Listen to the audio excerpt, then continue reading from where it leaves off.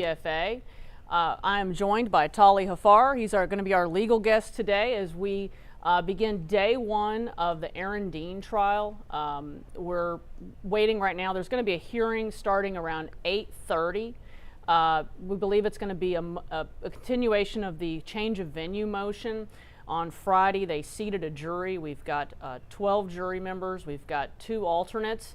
And Tali, how are you feeling? I mean, what do you think we're going to hear this morning? Well, good morning. Thank you for having me.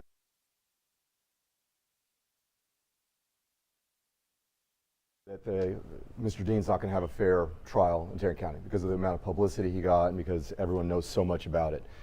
So they've made several attempts to try to move this case already. They've been denied, and we anticipate they're going to take a last minute effort to try to move it again. And I anticipate it'll be denied again, and they'll move forward. Yeah, I'd be surprised. I mean, generally these things are about appeals. Correct. Yeah, they're trying to preserve the right for it to appeal. They want to make sure they cover their bases, go over everything, and ensure that he has made every attempt to get a fair trial as possible. Okay, so one of the things we want to do before this hearing gets started, we would like to play a story that will kind of recap what happened in this case with Aaron Dean and the victim, Atatiana Jefferson. This is a recap of from various reporters here at Channel 8 that have covered this, so let's take a listen.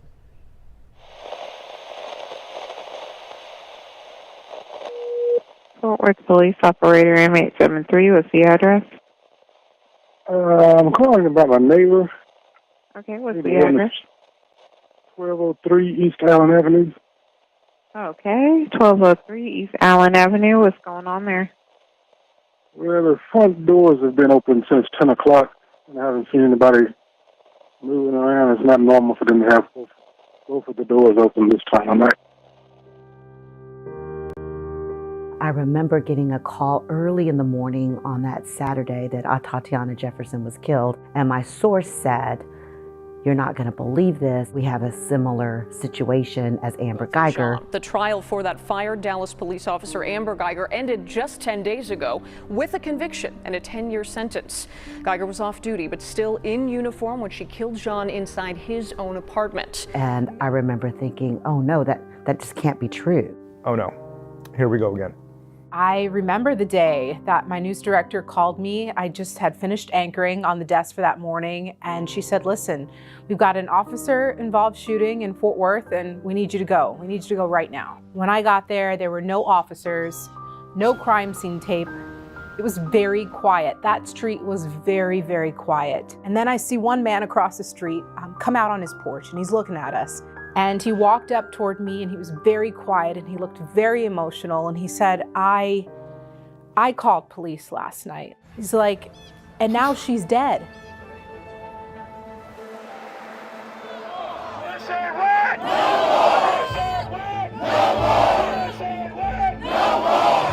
No justice, no peace! Very early on, the Fort Worth Police Department did come out and say that they were troubled by this shooting. Apparently they never announced themselves. They walked back behind the house, and Atatiana Jefferson heard some noise, and she had a weapon, which she was legally allowed to do, and Officer Aaron Dean shot and killed her.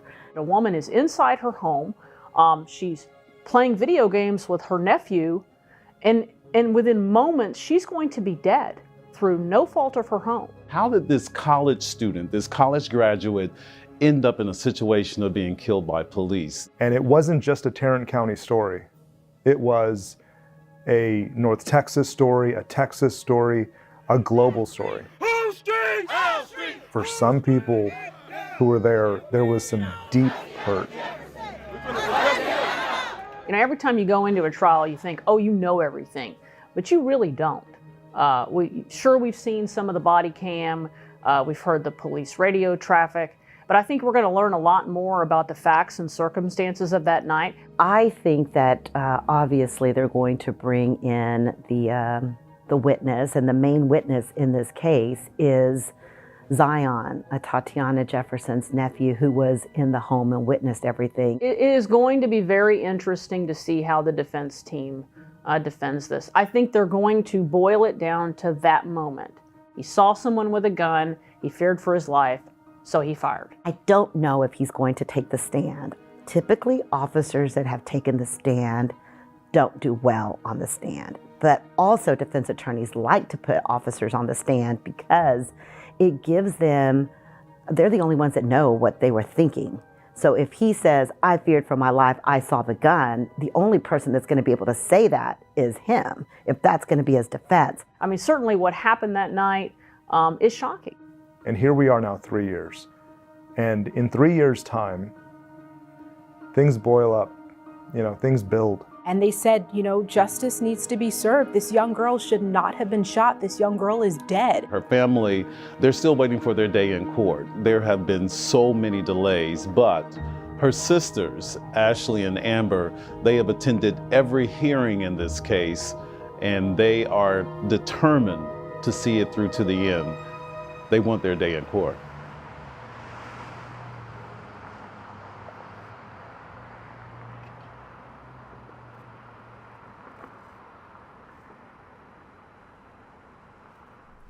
Okay, Tolly, so they got a jury seated on Friday, and one of the issues that arose was that there were no black jurors on this. There's going to be no black jurors on this case. Yeah, that's a very interesting and probably an issue that's going to be going back and forth between the community and the attorneys a lot. But the way the jury is selected has a lot to do with the original pool and the individuals who show up and are called. And then the process works itself out. But let's kind of walk through that. They called in 200 potential jurors, and the jury pool in Tarrant County is different than Dallas County. Of course. Because I believe in the Amber Geiger case they had 5 black jurors. Obviously, we have a different jury pool here in Dallas County, and Tarrant County is a much more white county. Right. I mean, and so what happened was they had 200 jurors came in. There certainly were potential jurors that were black, but what happened was apparently, they number them, and walk us through like how that numbering process works and how they go and they pick a jury. Of course. For a high-profile case like this, they're going to call a much larger number of potential jurors, knowing that it's received a lot of publicity. Individuals have already formed some points of view and made their decisions prior to anything happening. And of course, our process requires that we have 12 jurors who can remain impartial and wait till they hear the evidence before making a decision, which is very difficult to do, especially when so much about the case has been put out there. So in this situation, they call a couple hundred individuals, and the way they are seated is just at random. So they get brought in, they're given different numbers, and they sit in that numbers. And we typically tell people that the first 4 or 5 rows of individuals, so the first 40 or 50 people, are the most likely to be chosen. And I say chosen, but really you're not picked. I think it's a common fallacy. Because they start with 1. Correct. Start with number 1 and they work their way up. And individuals think they get picked, right? It's jury selection, so you think you're selected. But in reality, it's a process of elimination. And what all the parties are trying to do is get 12 fair and impartial jurors who can sit there and listen to the evidence and make a fair decision.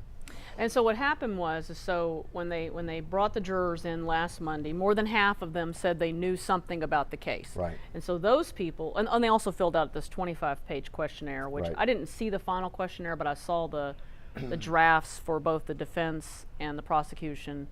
And generally what it was is they wanted to know, what do you know about the case? What are your pre-existing views about law enforcement, one way or the other? Those kinds of things. And so they filled out the questionnaire. The people who said they knew something about the case were called back on Wednesday for individual questioning. And there were several dozen of those who were dismissed because for one reason or another they had biases. And so, whether they were biased more in favor of Aaron Dean or biased more in favor of Atatiana Jefferson, right. they got cut. And right. then they shuffled. Explain how a shuffle works, though. So either party can request a shuffle, and that's really based off of the first appearance of the jury pool. So when they come in and they're seated, one side or another. Judges on the, well, he's there, but he's not. So the judge is on the bench, but they're not talking yet, right? But no, nothing's talking. That's still on the main shop, but just FYI. Okay. Yeah, guys, with the judges on the bench, we're waiting for this hearing to start. We believe it's going to be just a continuation of this Right. change of venue motion. And somebody's asking a question. Openings are supposed to start at 9, but Tolly, as you well know, Yeah, things rarely start on time, especially when you have a big trial. There's a lot of moving parts. There's some last-minute motions that get filed, and so typically you'll see a little bit of a delay with a case like this. yeah, and it's not like they operate on our timetable. And if it was on my timetable, we would be starting precisely at 9. That's right. But so I do want to continue the discussion about jury selection, because I really Right. think it's important for folks to understand how that works. So so once they had released several dozen jurors for Right. who had some biases, they shuffled, Right. which means they were renumbered. Correct. And there were 40 some. I think the number was like 46 people who came back, and it's from that group of people that your jury was ultimately picked, selected, whatever the proper term is. Right. And in that pool, there was one black female potential juror, and her wife was having surgery, and so Okay. she Yeah. opted out. She wanted off, and both sides agreed to it. So we ended up with a jury. There are several minorities. I believe there's a couple of Indians on this jury, and maybe one Latino. But I can see why the community would be concerned. Of course. I mean, the idea is that you are judged by a jury of your peers, and to a lot of people, that means people of your same ethnicity, your race, at least some of them, right? We want a mixed demographic on our juries, and in this situation, when there's no African Americans on the jury, that's a glaring issue. It is, and it strikes me that I can't say that the community shouldn't be concerned, right? Right. Because I get it. Yeah. You want to see, but how much consideration is given to the victim in a case when a jury is selected? Well, that's a good question, and the idea is in this jury selection process, they're trying to get people who don't really know much about the case. I mean, that's your ideal juror. Somebody who's going to be very objective. They don't know the race of the victim. They don't know the race of the defendant. They don't know much about it at all. So in terms of consideration in the jury pool and jury selection, they try not to do that. They try, but you Yeah. know, it is a tough course. one. And let me say, while we're kind of explaining jury selection, why can't they just jump back further into that jury pool and say, okay, we're gonna make sure we get people of the same ethnicity as the victim on this jury? Well, so there's, the issue of race is not one that's supposed to be considered with your jury pool. And so it really is just the first 12 impartial, fair people that you can select, regardless of race, culture, religion, anything else. And so if it just happens to be the next group of potential jurors in that pool don't contain African Americans or don't contain a certain number of them, there's nothing the judge or the attorneys can do about that. Okay. This morning, when we hear opening statements, let's talk about what you're expecting to hear. Let's talk about the defense. What are they going to argue? Well, let's actually start with the prosecution, right? The prosecution has the opportunity to go first. So Right. they lay the groundwork down, and in an opening statement, what you generally hear is a summary of the facts and what the attorneys anticipate the evidence is going to show. What they cannot do is give their opinion. And a lot of times attorneys will try to sneak in, their argument. Imagine that. Yes, right. They'll try to get in a little bit more and bend the rules a little bit and say, this is what's going to happen, or I think this is what's going to happen. And that's a big no-no. A lot of judges will shut that down immediately. So a clever attorney will build that in to their view of the facts, right? They're going to get their theory and their opinion and thread that in. Now, on the defense side, once the prosecutor is done, the defense has an opportunity to give their opening statement as well. They can choose to do it right then and there before the first witness is called, or they can reserve it and they can wait until the close of evidence by the prosecutor. And once they have presented all their evidence and they close their case, then the defense has an opportunity to make an opening statement at that point. There are pros and cons to both. You think the defense will go ahead and give an opening statement? I think in this situation, it would be advantageous to go ahead and do one. And the reason for that is if you let the prosecutor make their opening statement, like I said, kind of get in some of their theories and opinions, if they're able to, early on and lay the groundwork and have some witnesses called without the defense weighing in on it at all, then jurors will start to solidify their opinions before the defense even has a chance.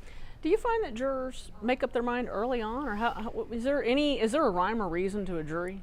I'm always wrong. I'm always wrong, by the way. Right. So always, I always. I prosecuted for a long time. I've been a defense attorney for a long time, and I've always, wanted to be a fly on the wall in those jury rooms. Just when you think you understand the reasoning, questions come out that you never can understand, and decisions, and the process plays out in a way we don't really understand. Because these are not people that live in this world. Right. Typically. Right. Yeah. I once had a judge a long time ago who said that the only individuals who are not professionals in doing this on a daily basis in the courtroom are the jurors. Everybody else, from the bailiff to the attorney to the judge, they're all not only trained, but this is what they see day in and day out. So well, you have 12 people. Well, they're denizens of the courthouse. Right. You know, and exactly. because the average person doesn't attend trials, and what they probably know about, court is what they see on Law and Order. Right. Which probably is not super accurate. That's true. And it can be frustrating to all the other parties, right? I mean, we see something one way and we see it every day, and it's like, what's taking so long? Why can't you make this decision? Why are they not putting one and one together to make two?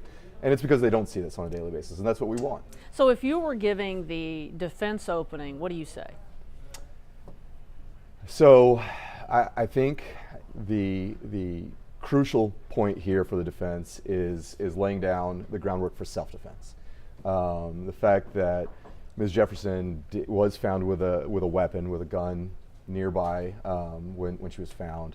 The fact that this police officer was doing his duty, he was being a community caretaker, he was just checking up to see if anything was going on. The time of night, it's pretty dark out, he's concerned, he's nervous, there's all of a sudden he is put in a very difficult situation. And I think one of the specific issues that's going to come up is whether or not he saw her with a firearm. And if he sees her with a firearm and she's pointing at him, he has a split-second decision to do something. So I think laying the groundwork for self-defense is going to be very important. And the prosecution, if you're giving that opening, what are you going to say?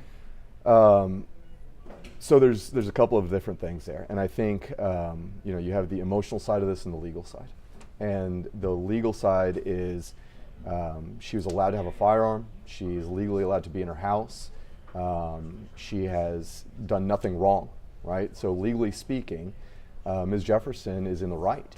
And you also have the emotional side of she's in her house. She's in her house. She's playing video games with her nephew. She's the place where you're supposed to be safest in this world, right? I mean, that's what scares us. Burglary of habitations or home invasion robberies are some of the scariest crimes because you're supposed to be safest in your home. And an individual, especially, she didn't know that he was a police officer because he didn't announce himself. He didn't. How big a problem is that for the defense? It's a huge problem. I mean, he never says police. Not at he goes up to that door. Right. I mean, we have his body cam, so we know what he did or didn't do. And I think that's something that they're going to really hound on. I mean, I think the prosecutors will really make a big point about that because he arrived there under the auspice of this being just a checkup, right? Just a welfare check. Just a check, see what's going on. So, presumably you go up to the door. Yes, it's open, but the screen door is closed. Maybe it's a nice night out. Maybe there's letting a breeze in, whatever the case may be, which many of us do. And again, this is playing on the emotional part of it. You want the jury to feel like, what if this was your house? And what if you had just had your windows and doors open, regardless of what time of day or night it is? Does somebody have the right to start going around your house?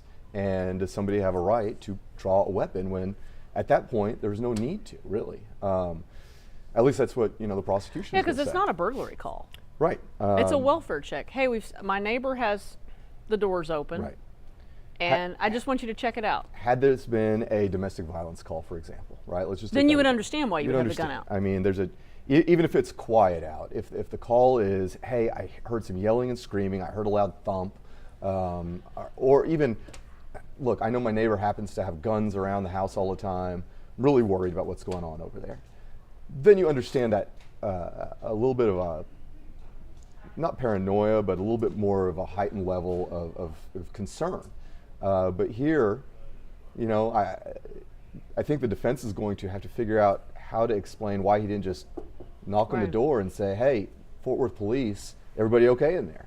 Yeah, and I also think that, you know, I've covered law enforcement for 25 years, and I believe, it's my opinion, that if a more seasoned officer handles this call differently. I really do. It's quite possible. You know, Mr. Dean was just with the force for I think under a year. You know, they're going through some of the paperwork and reports. You know, there were some officers who were training him who noted concerns of tunnel vision, saying that sometimes when he's in a high stress situation, he's hyper focused and tends not to hear other things going on or observe. And you have other to be things going able to on. be aware of what's going on around you. And it's difficult. Look, it's It is difficult. hard. I mean, police officers have an incredibly difficult job. I have the utmost respect for them. Day in, day out, they're put in a difficult situation. Not many of us would go out at 2:30 in the morning alone and check up on somebody. Right. And Well, he Mr. does have a partner with him. He does have a partner with him, right? I think his partner stayed at the front of the house or either in his vehicle. I'm not sure if his partner came around. I don't recall. I thought the partner went around with him. I'll have to double check Yeah, that. I'm not sure about that. Some of the folks out here who are watching the live stream, I'll have to go look at it. Now, if you guys have any questions, feel free to, you know, I'm watching the YouTube comments, so if you guys have questions, just feel free to put them in the comments. So, Amber Geiger, she is the police officer who was convicted in the both the Majan case. Judges at the bench right now. Okay, well let's take a look and see what's happening here.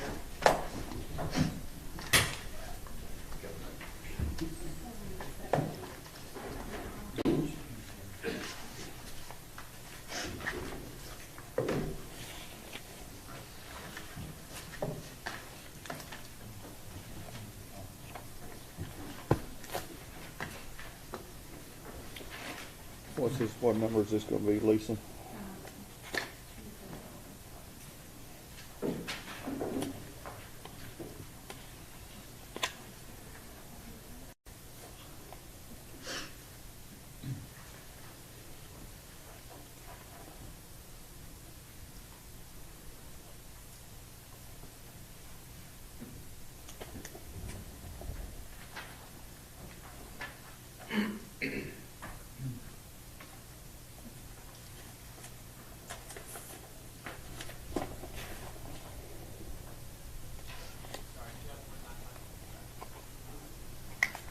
Okay, folks, so the judge is on the bench.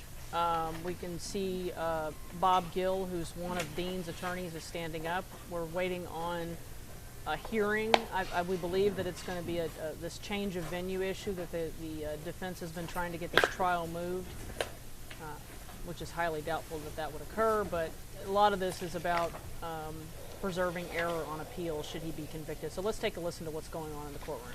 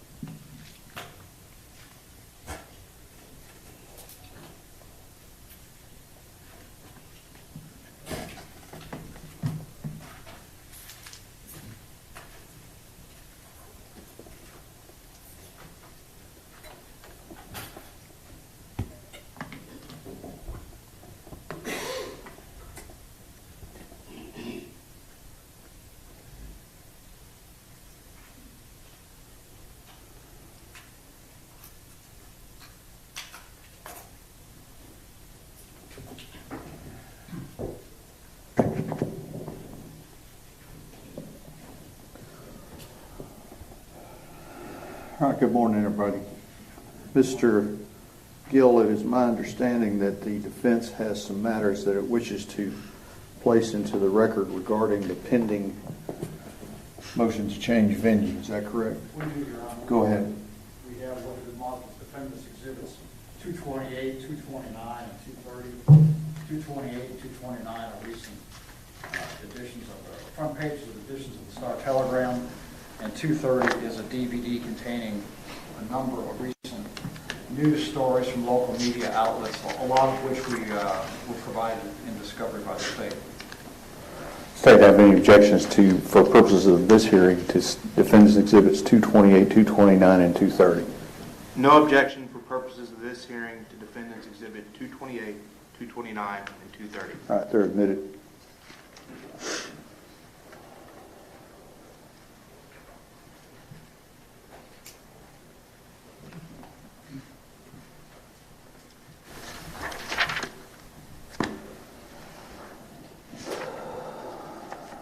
Do you have any additional evidence that you would wish to offer in regard to the motion for change of venue? We do not, Your Honor. We rest on the motion. Does the defense have any evidence that it wishes to present in regard to the motion for change of venue? Any additional evidence? No additional evidence, Your Honor. The state would, the main evidence that the state has would be the panel's response during voir dire last week. Does either side desire any argument, final argument on the motion for change of venue? Defense? We do briefly, Judge. We waive our right to open and reserve our right to close. Mr. Smith? And I have the state's bench brief that was furnished to me previously. Oh, good morning. Good morning, Your Honor. Just briefly, as you mentioned, the state filed a bench brief, just to highlight some of the points in that. The defense has a heavy burden in a change of venue motion to either establish that the prejudice in the community was pervasive, prejudicial, or inflammatory, or under the second prong, that there was a coercive government force that would have influenced the ability to have a fair trial in this county. Briefly touching on the pervasiveness of the prejudice, or of the media, most coverage of this case was in the immediate aftermath of the offense. Since the offense, the coverage has been mere case updates and included the original information that was provided in that original coverage. Additionally, there's been no indication of the viewership of the vast majority of the media coverage that the defense has offered into evidence. There's been the Star Telegram circulation numbers, but we have seen the evidence has been from other news sources and things like that, with no indication of viewership. And without that, there's no way to know how many people in the community have actually viewed that. And most importantly, in regard to the pervasiveness, the jury panel last week and the benign panel truly showed that the pervasiveness of the media attention in the county is not as high as the defense would make it seem.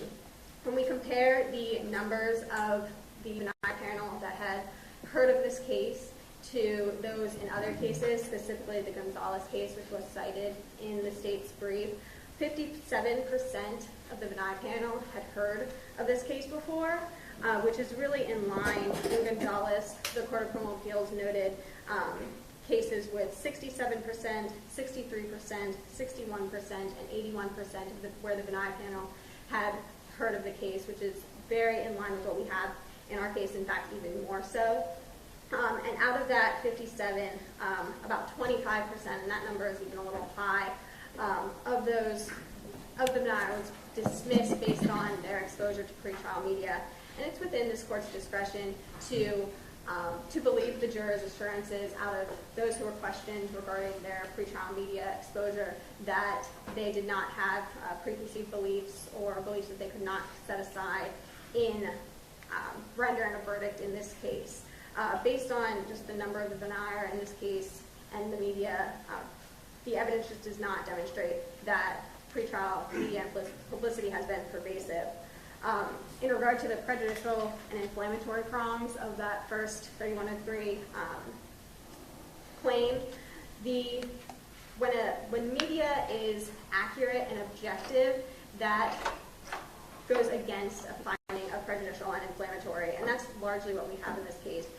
The media Coverage of this case has been just that, accurate and objective, reporting on the facts of what happened and the case updates, what the trial proceedings that have occurred in this case.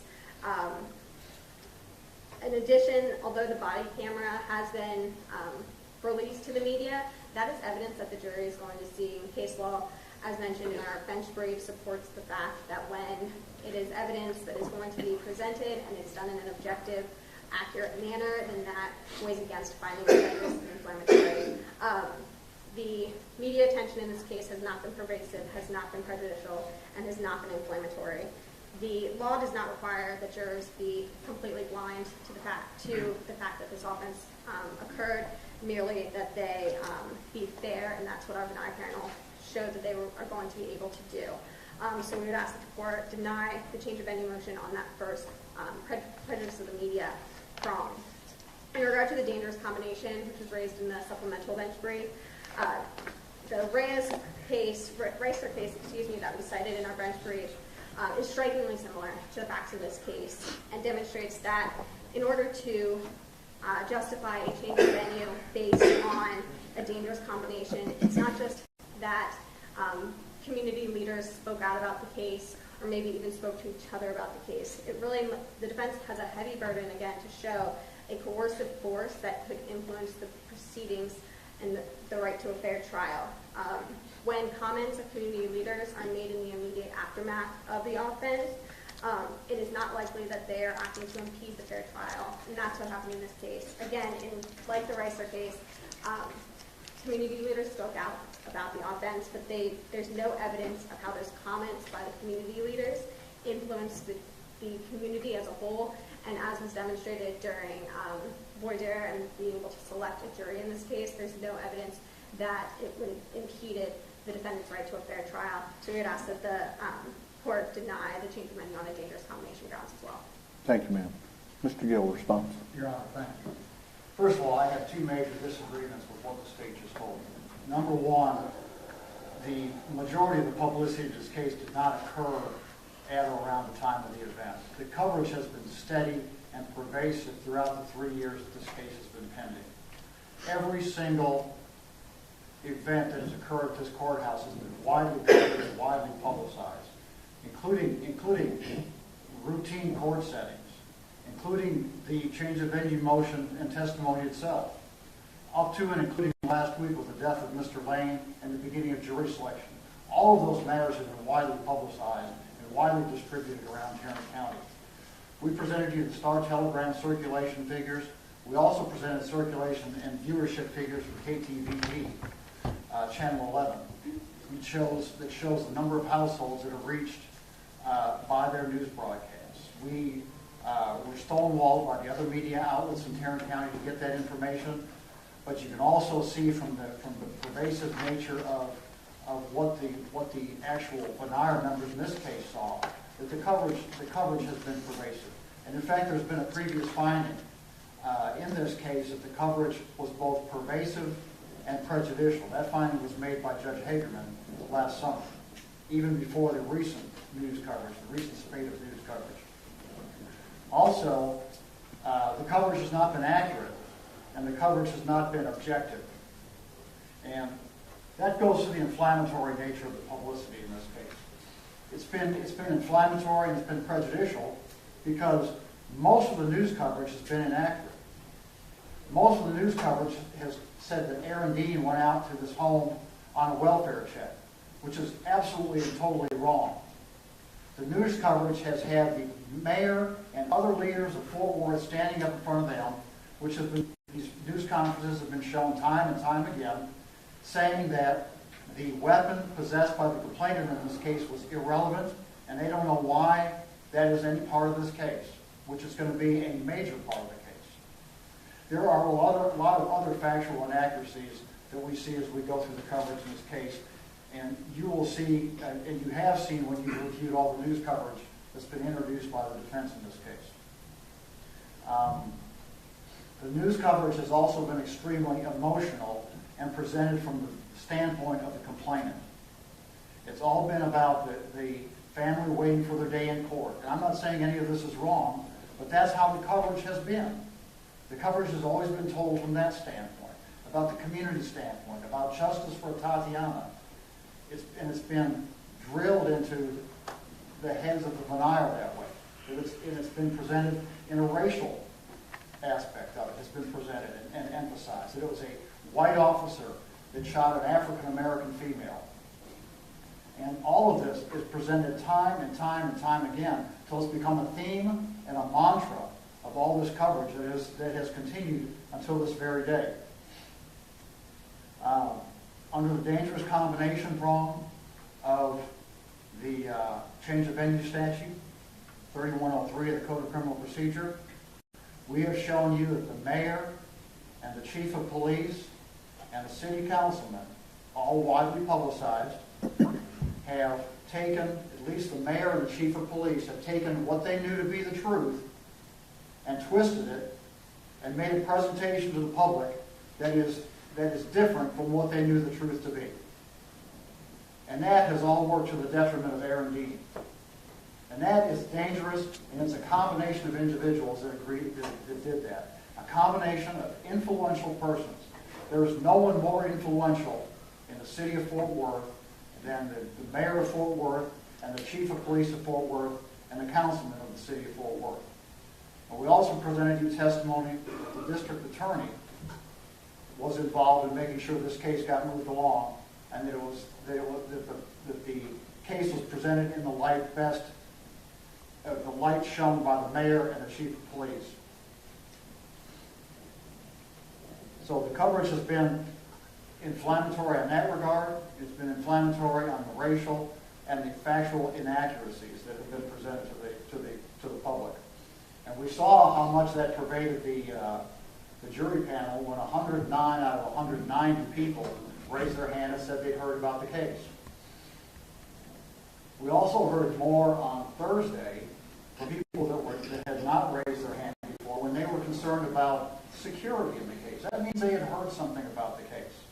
They weren't raising their hands. This isn't something that normal juries raise their hands and ask about. I have never seen a jury raise their hand and ask about security for a case and how they were going to be kept secure by the court. That was a major thing that was on the minds of those jurors, and they didn't get that by walking in this courthouse without having heard something. You heard the testimony of Dr. Galusha, who testified that this is the kind of thing, publicity that jurors have heard is the kind of thing that remains in their subconscious. So all of those people that did not raise their hand on Monday and say they had heard about the case, as Dr. Galusha testified to you, they may be telling the truth. They may honestly believe they haven't heard anything about the case.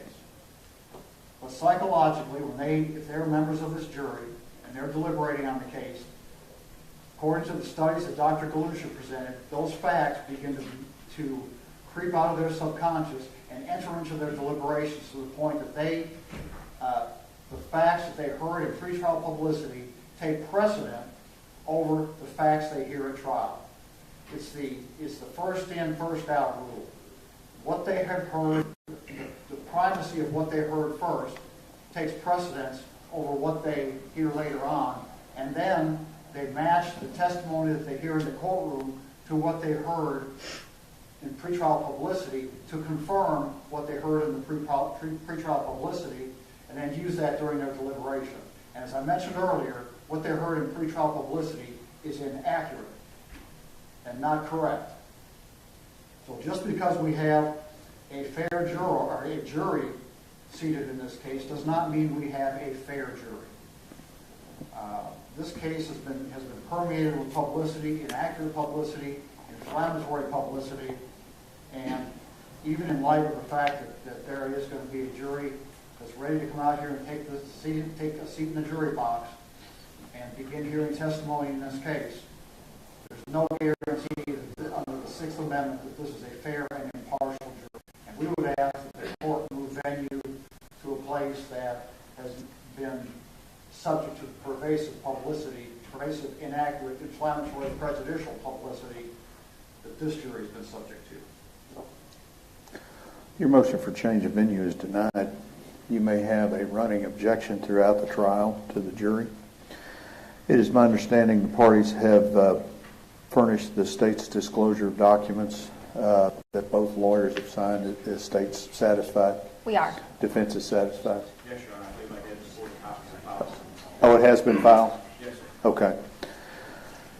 Are there any other matters that we need to take up? The jury is present. Is there any other matters we need to take up before we bring them in? Yes, Your Honor.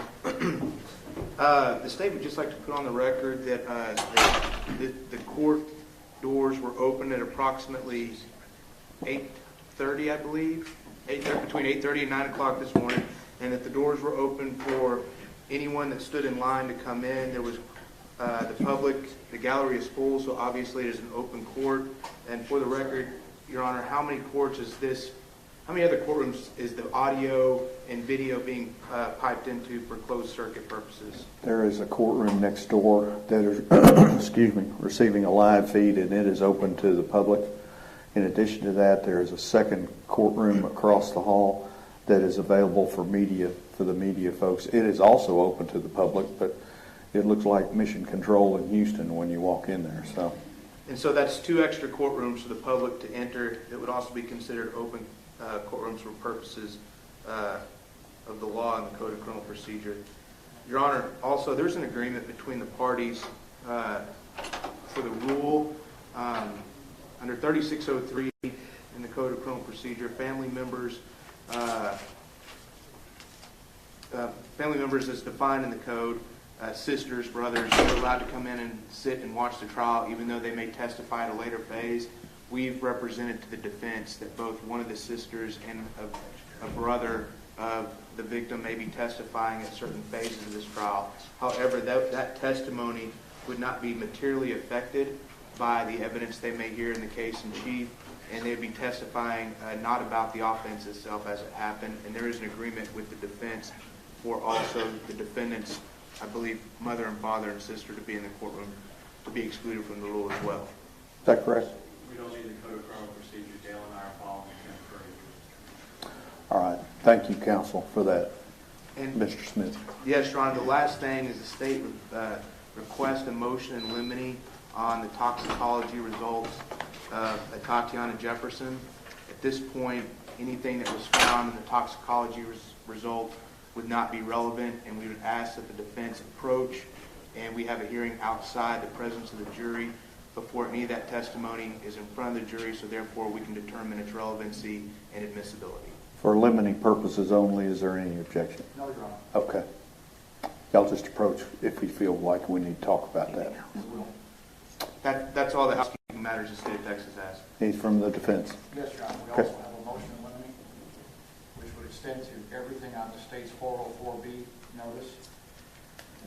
Any objection for limiting purposes only in regard to 404B? For the punishment evidence, no, Your Honor. Our case in chief is only about the offense that happened on October 12, 2019. Defense motion is granted. Y'all approach the bench if you feel like you need to talk about it. Yes, Your Honor. Okay. And to be clear, we're asking that this motion pertain to both phases of the trial. Understood. Yeah, so if there's anything in regard to 404B, approach the bench. Yes, Your Honor. Okay. Anything on their notice, Judge? On their notice, yeah. And also, we would ask for a motion in limine on any victim character or victim impact evidence at the guilt innocence phase of the trial, and also any victim character evidence at the punishment phase.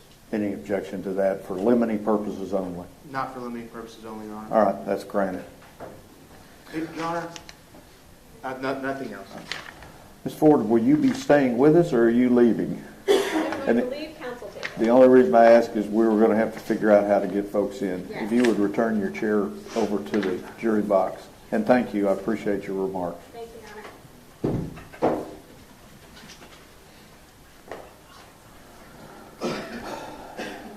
Both sides ready for the jury? State ready. Defense is ready. Karen? I don't know where Brian went.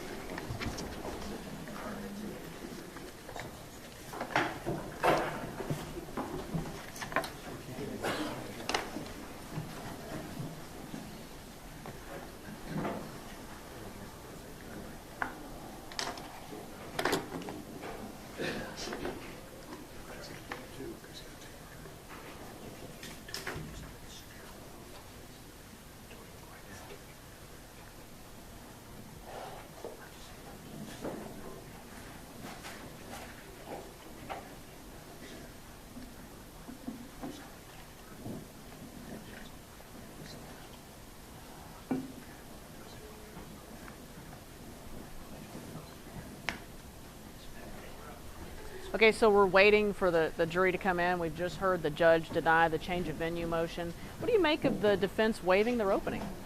So it's a strategic option, right? If they do it right after the prosecution, at this point, it kind of stops or colors. Everyone may be seated.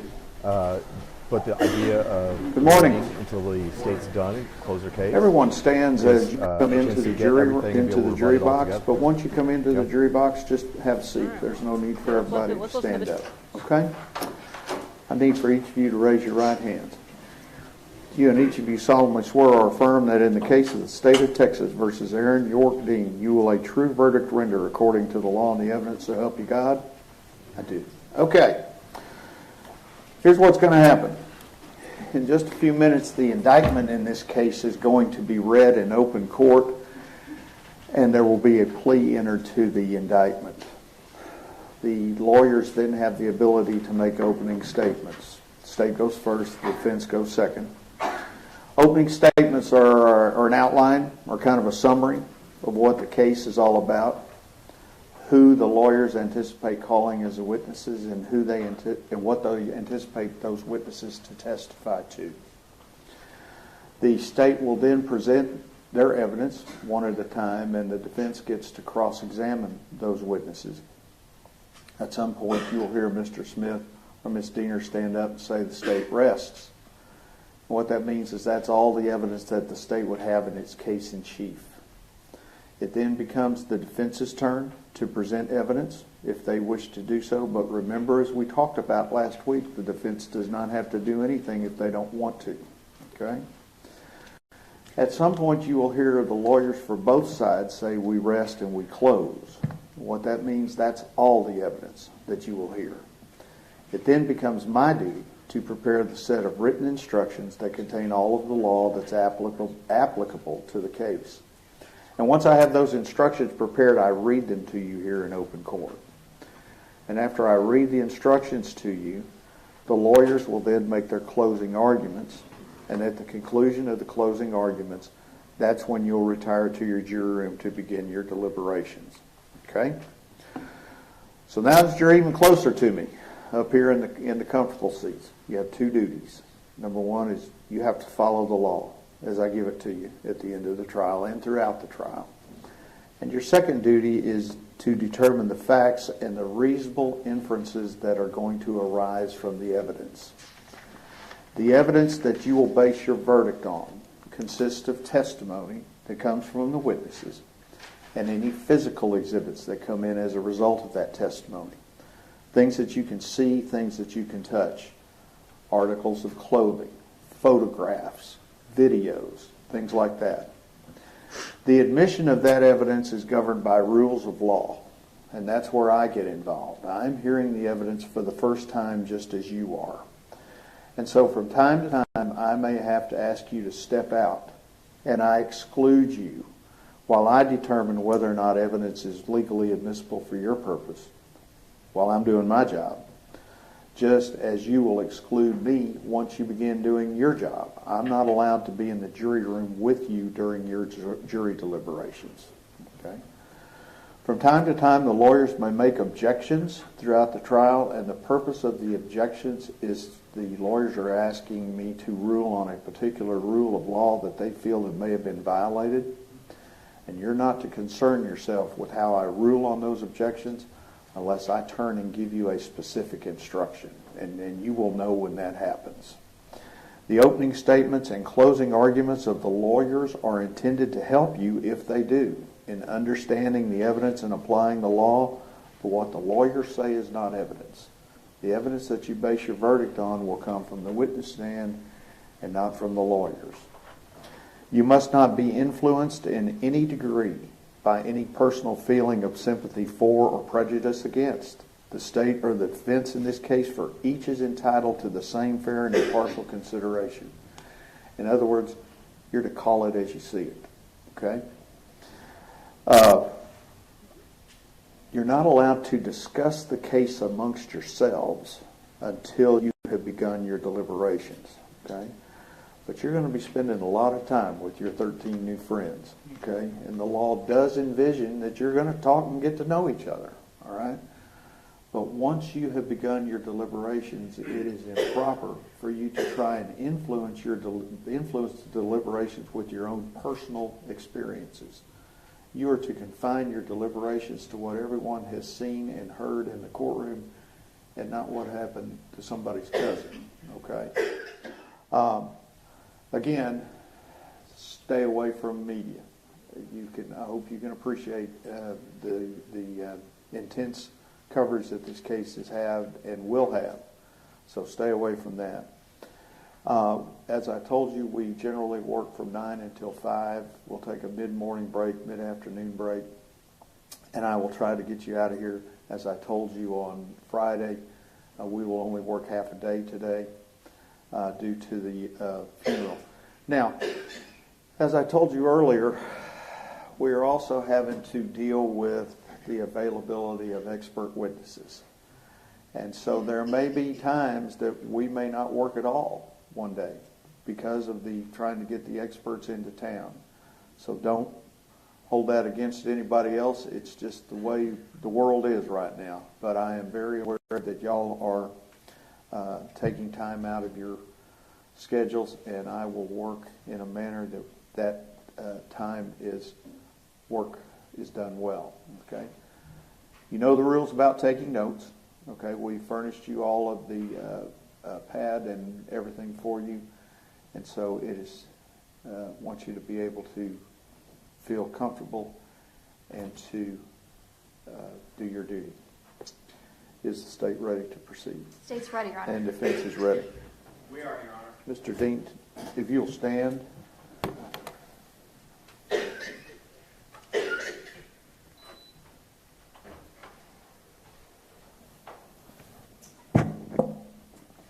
Style of the State of Texas versus Aaron York Dean.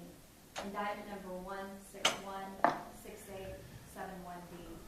In the name and by the authority of the State of Texas, grand jurors of Tarrant County, Texas, duly elected, tried, and paneled, sworn and charged to inquire of offenses committed in Tarrant County, in the state of Texas, upon their oaths do present in and to the 372nd District Court of the said county that Aaron York Dean, hereinafter called defendant, on or about the 12th day of October 2019, in the county of Tarrant, state of Texas, did then and there intentionally or knowingly cause the death of an individual, Atatiana Jefferson, by shooting Atatiana with a deadly weapon, to wit, a firearm. Paragraph 2, and it is further presented in and to said court that on or about the 12th day of October 2019, the defendant in Tarrant County, Texas, did intentionally, with intent to cause serious bodily injury to Atatiana Jefferson, commit an act clearly dangerous to human life, namely, shooting Atatiana Jefferson with a deadly weapon, to wit, a firearm, and thereby cause the death of Atatiana Jefferson. Signed, formative grand jury. Against the peace and dignity of the state. Mr. Dean, to this charge you may plead guilty or not guilty. What is your plea? Not guilty, Your Honor. Thank you, sir. You may be seated. Does the state wish to make an opening statement? We do, Your Honor. Ms. Dean? Okay. Give me your record.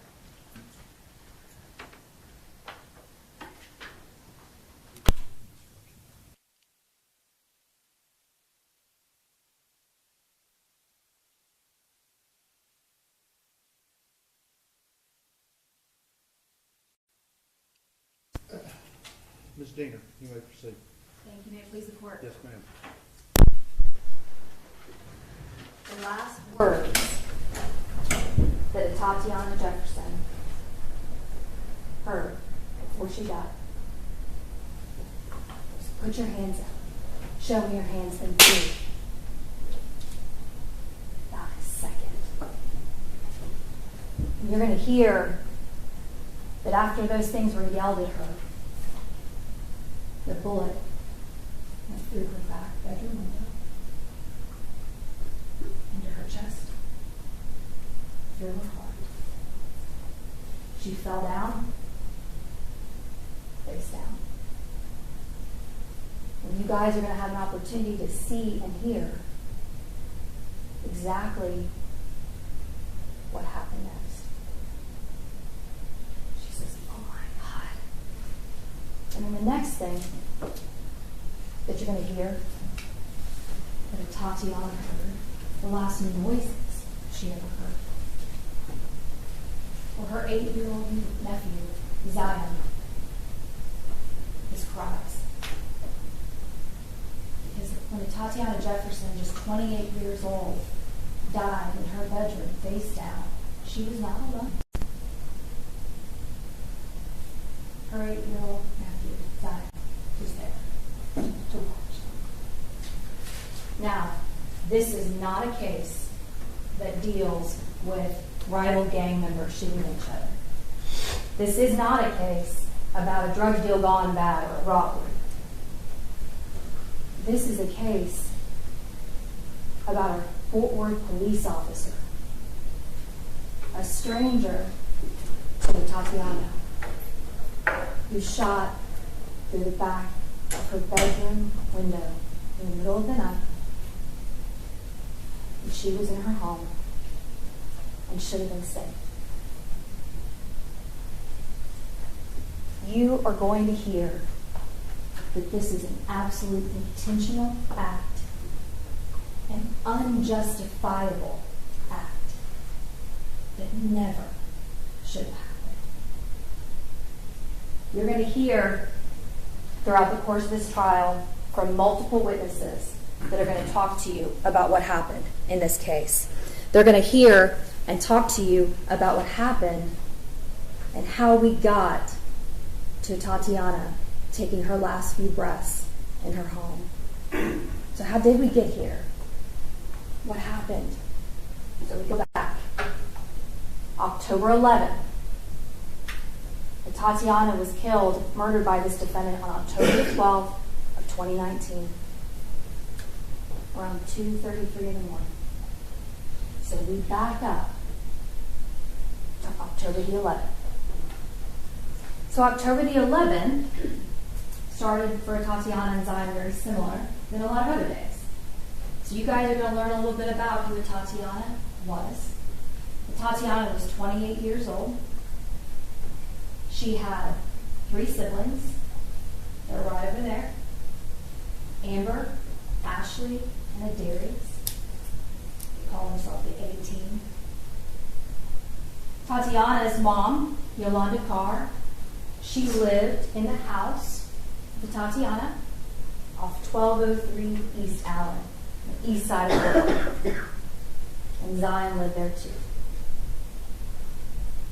So Tatiana, raised in Dallas, went off to school at Xavier University, graduated her biology degree.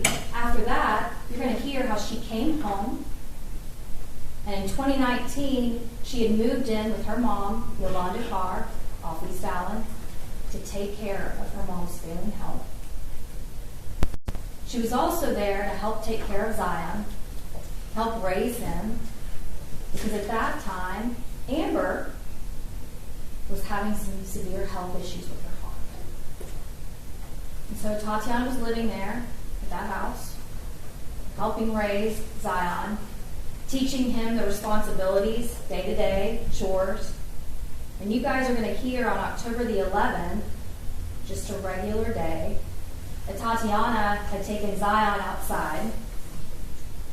He's 8 years old at this time. And let me tell you, Zion's very rambunctious and energetic, as many 8-year-olds are, right? And you're going to hear from witnesses that will describe neighbors across the street that saw Tatiana and Zion outside, her trying to teach him how to mow the lawn. So this neighbor sees Zion running across the lawn, pushing a lawnmower, trying to learn how to veg. After that, on October the 11th, they went inside and they had dinner that night. They burned the hamburgers they were making in the kitchen. So there was smoke. So both the front and the side door this house, they opened to let that smoke go out. Both of these doors also had storm doors, kind of like those storm doors that they'll have, it's either screen or glass. That was kept shut, but the main door, the front and the side, were open to let that smoke go out. So at this time, Yolanda had been in and out of the hospital, and on October 11th, going into the 12th, she was in the hospital. And unfortunately, Yolanda has since passed away. So in that house that night, there was Atatiana and her nephew. So once they go to bed, they go into Atatiana's bedroom, and you're going to get to hear about Atatiana and what she liked to do. She was studying, wanted to be a doctor. She was working, taking care of Zion, her mother, her family. She also loved to play video games. Loved to game, but she would get on the computer, play video games with Zion. That's what she loved to do. In fact, her siblings would poke fun at her for playing video games all the time. Just what she liked to do. So that night, Zion goes to bed. Tatiana's in her back bedroom. They're in their pajamas, barefoot, comfortable. They're supposed to be safe. But you're going to learn that around 2 o'clock in the morning or so, Zion, who's asleep in her bed, he wakes up at some point throughout the night, and he sees his Aunt Tay, which is what he calls her, is still playing video games, and she's up. So 8-year-old says, I want to play too. So he gets up and he starts playing video games with her. So they're laughing, having a good time. Tatiana and Zion had no idea what was coming. They had no idea that across the street, James Smith, a neighbor, had called the non-emergency number for Fort Worth because he saw and noticed those 2 doors were open. That front door and that side door were wide open. Lights are all on in the house. Both cars are in the garage or in the driveway. But that's unusual for those doors to just be wide open. It's a dark, really cold night. And so when the call comes through, he calls the non-emergency number, gives them the information, tells them, when asked if the neighbors are home, he tells them, well, both cars are in the driveway, and he describes them. He says that his doors have been open for several hours. I just want to make sure everything's okay. So when this defendant and his partner, Darch, her name is Carol Darch, and you're going to hear from her. Carol Darch and this defendant go in their patrol cars, 2 separate patrol cars, show up around the East Allen area. They actually park right next to a house that they believed to be 1203. They went to the wrong house first. There was a house just down the street, kind of diagonal from where Atatiana lives. And you guys are going to have an opportunity to see maps, photographs, and hear testimony from these witnesses, so you better orient yourself as to what we're talking about. So they park next to this house on the side, and then no lights, no sirens. They then go across the street, and unbeknownst to them, James Smith, that neighbor who had called, and his family were all sitting outside on the stoop, making sure everything was okay. Because they knew this house has a woman by herself and a young child. And the one thing you're going to learn about James Smith is he and his family own multiple houses on this street of East Allen. And East Allen's a little bit of a niche inside of the east side. East Allen, a 1200 block where Atatiana and her family lived, across the street there are multiple houses, and those all belong to James Smith and his family. Right next door to Atatiana is an old church or mosque. Okay? There's no other houses right next to her. To her left, you're looking at the house to the right. If you're coming outside the house to the left, you guys are going to see a very big lot, an open lot. Okay? So James Smith is the kind of neighbor that we all want. He's the kind of neighbor that pays attention, looks out for us. James Smith has lived in this area, and y'all will hear from him and learn this for 60 years. He's kind of like the mayor of this particular street, right? He's the guy that tells you your package is on the front door. He's the guy that watches out and knows everything about the neighborhood. He actually takes a particular amount of pride. He's like the guardian of that particular area. He had called a non-emergency number before. Y'all hear about that. So he's outside along with his other family members that live in all these houses, and they're watching. They're waiting for the police to show up and pull up and check. But they don't ever see a patrol car go to the front. They don't ever see lights. They don't ever hear anyone identify themselves. What they see is two figures go diagonally across the street, go up to the front door, peer inside, go to the side door, peer inside, and you guys are going to see they don't announce, they don't knock, they don't ring the doorbell, they don't step back and call for backup. They then go from the front to the side. They check either of those doors, those storm doors, to see if they're unlocked or locked. They then continue onto the side, walking right next to Atatiana's white car. They continue, and this defendant goes wide to the right of Yolanda's car. It's in that driveway. Darch, his partner, goes between the car, the dark car, and the house. And there's a bicycle right there. And Darch kind of hits that bicycle. It's Zion's bicycle. It's a little kid's bicycle. And at this point, Tatiana, who's sitting at her computer desk playing video games, hears something outside. To this point, she had no idea that the Fort Worth Police Department had even been called. And so you guys are going to learn that as she's sitting in her computer desk, she thinks, oh my God, it's your worst nightmare, right? Somebody's trying to break in your house, in your backyard. You're by yourself, and you've got Zion. So she goes to her purse, gets the gun out that she owns, and she walks up to the window with her gun, and she's looking outside. She's got her gun out, she's looking outside. You guys are going to hear from Zion, who was inside and watched this whole thing.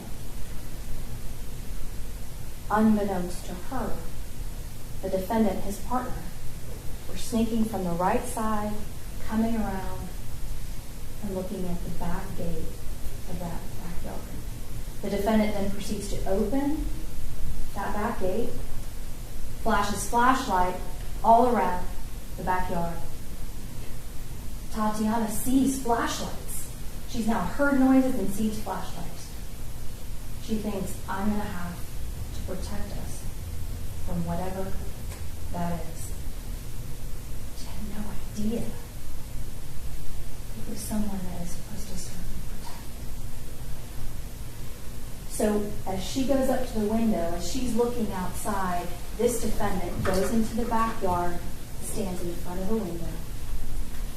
And you're going to see on this body camera that he turns. Something catches out of the left of his eye. Something catches. He sees something. He turns. And you will hear, put your hands up, show me your hands. And I'm talking about, show me your hands, put your hands up. It is not fast enough for Tatiana to process and follow the commands of an unknown stranger in the backyard, let alone fast enough for him to see anything in her hands. When you watch this body camera footage, pay attention to what this defendant says, what he does, what he doesn't do, and what he doesn't say. Because that's very important to this particular case. And we're going to watch the video over and over again throughout the course of this trial. So after this shot is fired, immediately his partner Darch says, we gotta get in there. We gotta get in there. Dean, we gotta get in there. So at that point, they go from the backyard, out the gate, around the cars, side of the house, back to the front, through the carport, in the front, in through the front door, start going through the house, straight inside, and you'll hear Darch say, put your hands up, Fort Worth Police, starts to finally announce as they're getting through the house into the back bedroom. The entire time that is happening, you will not hear this defendant ever say, go. He said, show me your hands. Put your hands up. He didn't say drop it. He didn't say gun. And if they're about to rush into this house, he did not warn his partner that he had seen a gun. So they go into the house. They rush to the back bedroom. They find Zion on the bed. Hysterical. Tatiana is face down. Darch immediately takes Zion from that room, takes him to the next room to get him out. Tries to calm him down. And so what does the defendant do when he gets in there and sees her? He doesn't do CPR. He doesn't put his hands over her chest to try to save her life. He doesn't do any of those things. Instead, what he does is he's looking around the room.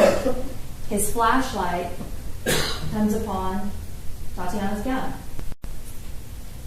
And when we play that video, I want you guys to listen to the sigh and what he says next.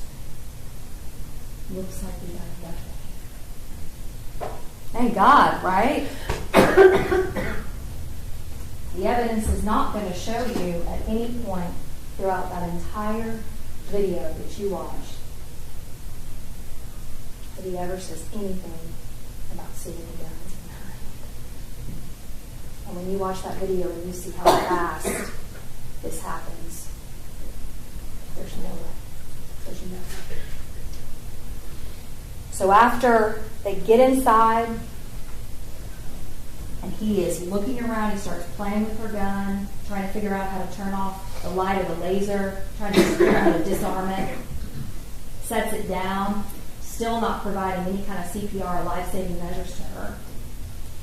And it's not until you hear at the very front, because they called for medical help and other backup, when he hears those first few officers show up at that front door because they announce Fort Worth Police, you're going to hear him say, we're back here.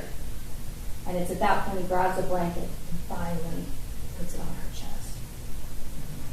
But it's too late. And it wouldn't have mattered if he would have put that on at the beginning and started doing CPR, because she had the whole power. So it wouldn't matter. So they perform life-saving measures, and they spend 20 minutes trying to save her life. They did everything they possibly could. But they could not save her. She was pronounced.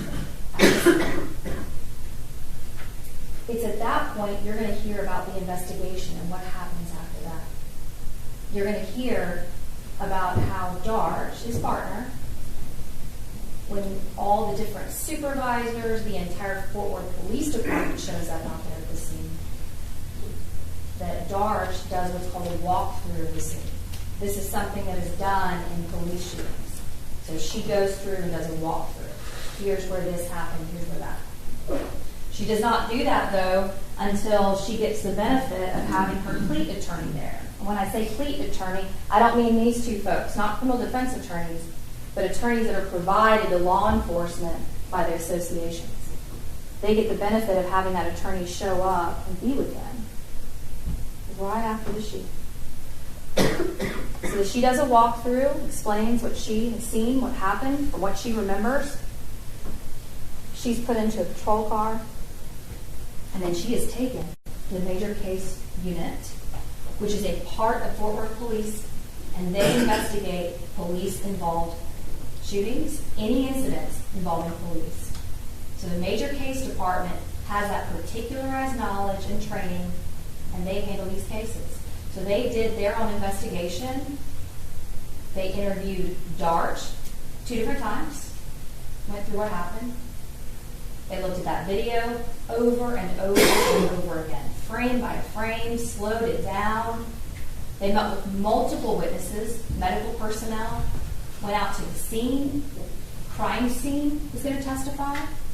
They're going to talk to you about what they did out there at the scene. You're going to see a bunch of different photographs so that you guys can really see and envision this house and this backyard. They took measurements. They collected the guns from both the victim from her house and from the defendant. And you're going to hear that after Major Case interviewed all of those witnesses, reviewed the 911 calls, the video, looked at all the photographs, were out there at the scene, that they determined that there was sufficient probable cause for an arrest warrant affidavit to be given to a felony district judge, just like this judge. And that judge signed an arrest warrant for this defendant to be arrested for murder. At the conclusion of this case, after you hear all of the witnesses that are going to testify, you listen to that 911 call. You look at those photographs. You watch that video as many times as you need to. Thank God we have it. After you look at all of the evidence in this case, you will be sure, beyond a reasonable doubt, that this is murder. You're going to know that this is not self-defense. This is not a circumstance where they're staring at the barrel of a gun and he had to defend himself against that person or to protect against his partner. The evidence will support he did not see the gun in her hand. This is not a justification. This is not a self-defense case. This is murder. Your home is supposed to be the one place on earth that you get to go to be safe, to seek shelter, to seek refuge.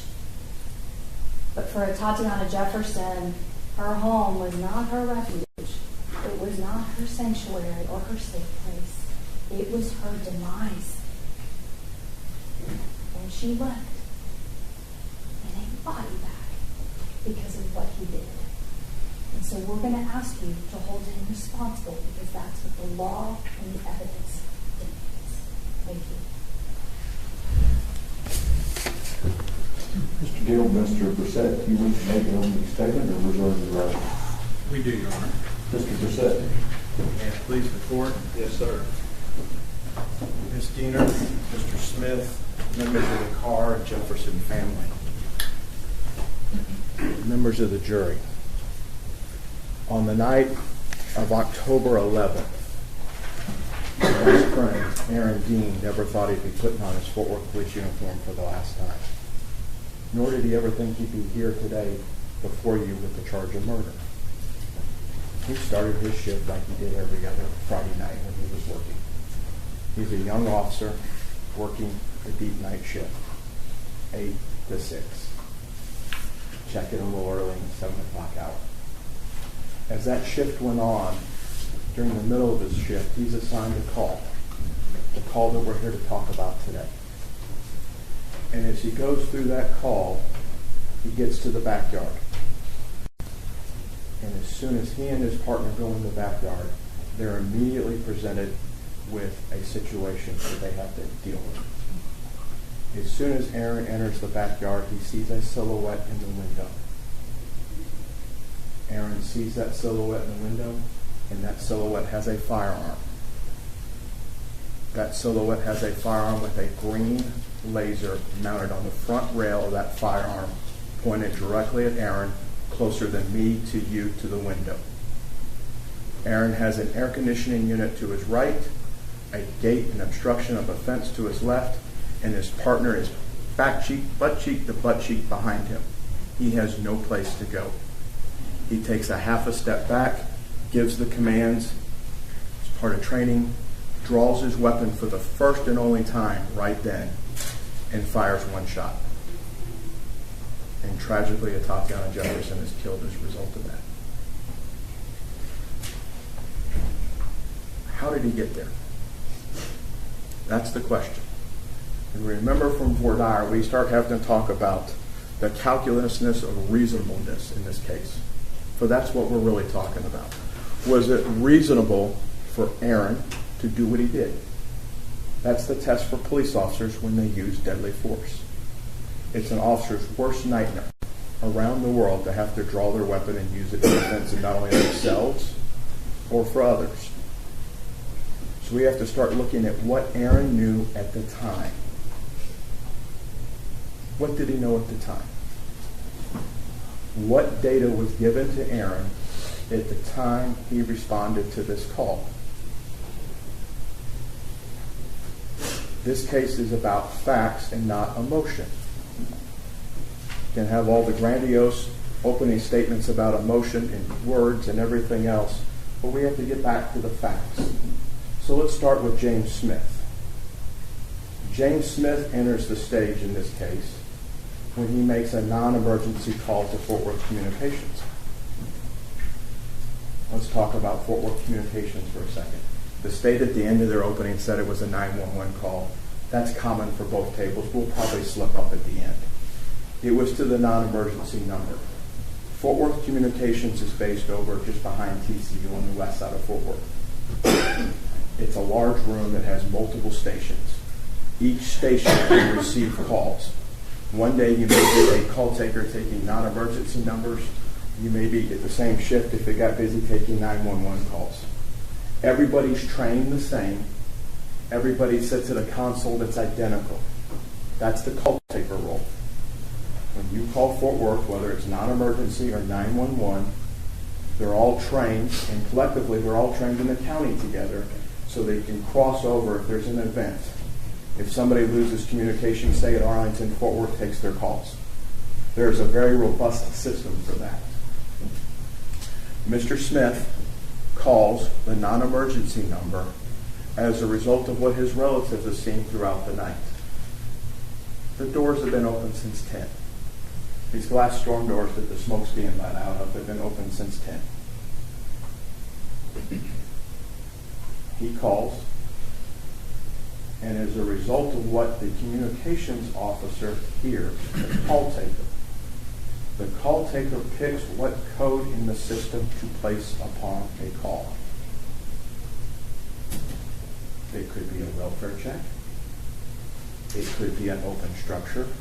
It could be a robbery. It could be anything that they call the police department for. When we start talking about stuff like this, they follow general orders at communications. They have a playbook. This is what I'm being told from the caller. How do I code it to get officers there? Based on what Mr. Smith said to the communications officer. Not what he thought he said, not what he told the media several days later he said. What he said on that call was that it was an open structure. That's what the operator took and coded. In the city of Fort Worth, that gets coded as a signal 56, an open structure.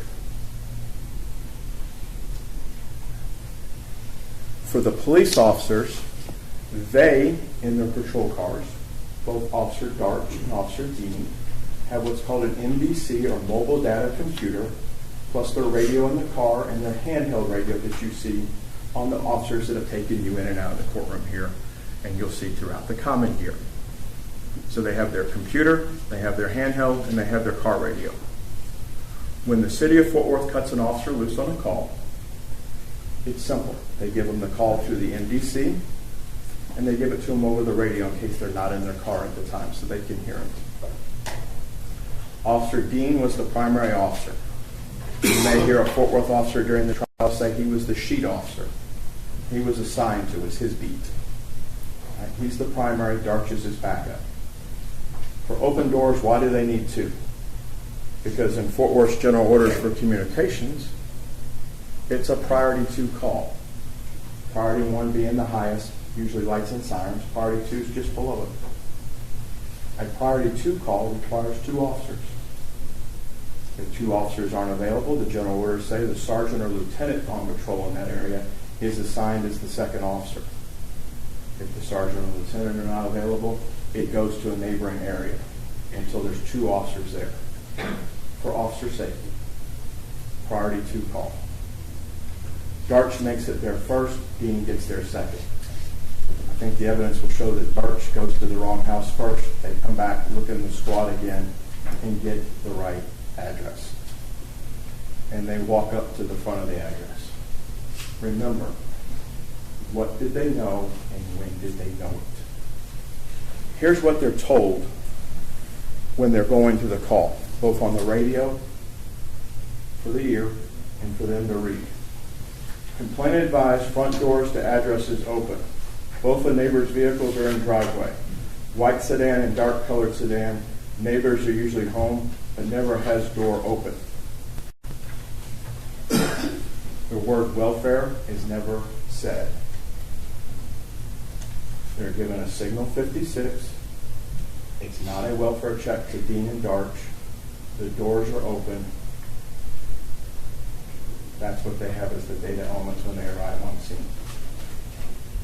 In addition to the communications general orders,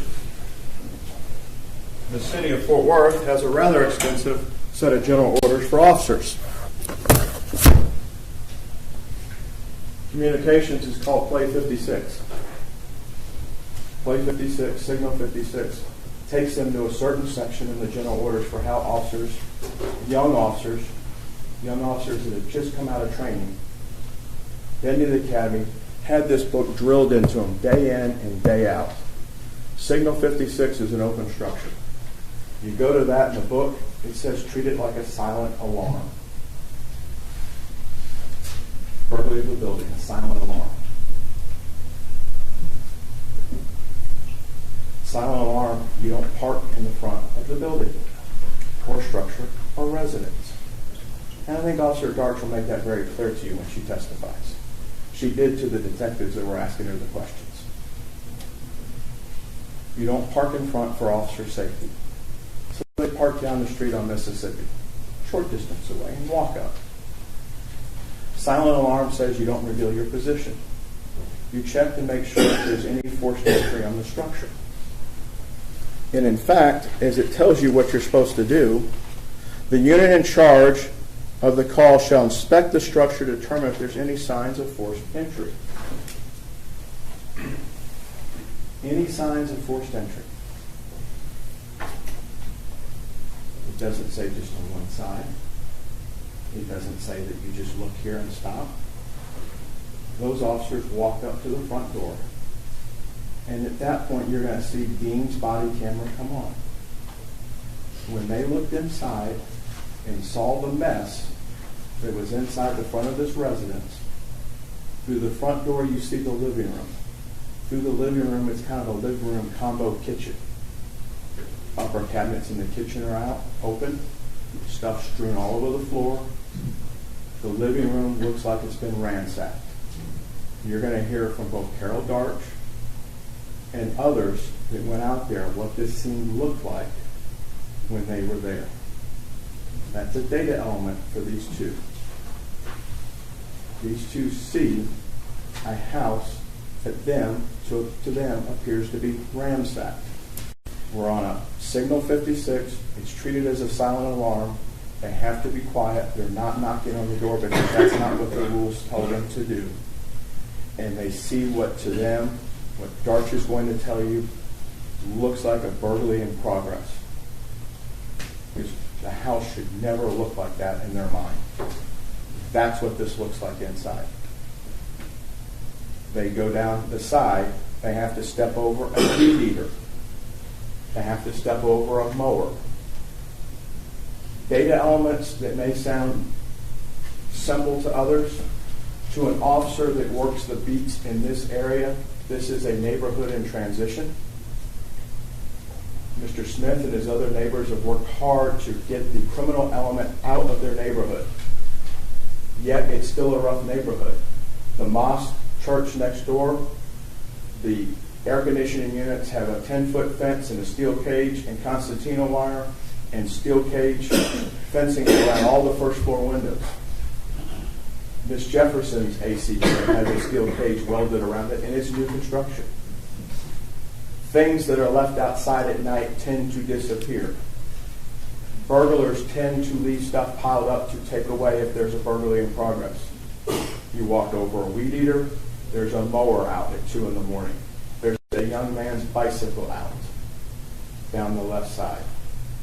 They clear the vehicles because that's what they're trained to do at the academy. They split. Carol down one side, Aaron down the other. They meet at the gate. This gate opens up to the out. It swings to the left. It's about 8 fence panels wide is this gate. Hinged on the outside, opens and swings. It's an odd angle when you look at it.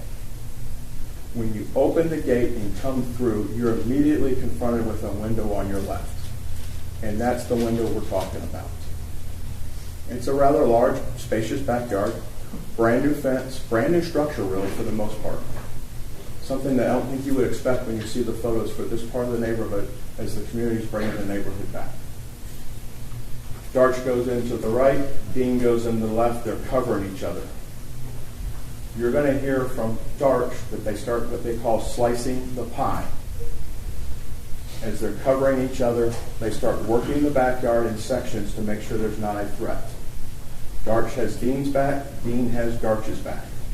Dean has to clear the open window he passes. Because after the door on the right-hand side of the structure up front that was open, there's no other windows for them to clear prior to getting to the backyard.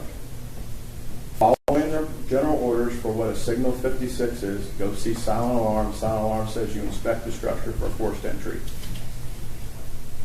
Dean comes across that window. At that window, he sees a silhouette. He doesn't know if it's male or female. Doesn't know the racial makeup of the silhouette. He sees it. He sees the green laser and the gun come up on him. He takes a half a step back, gives a command, and fires his weapon.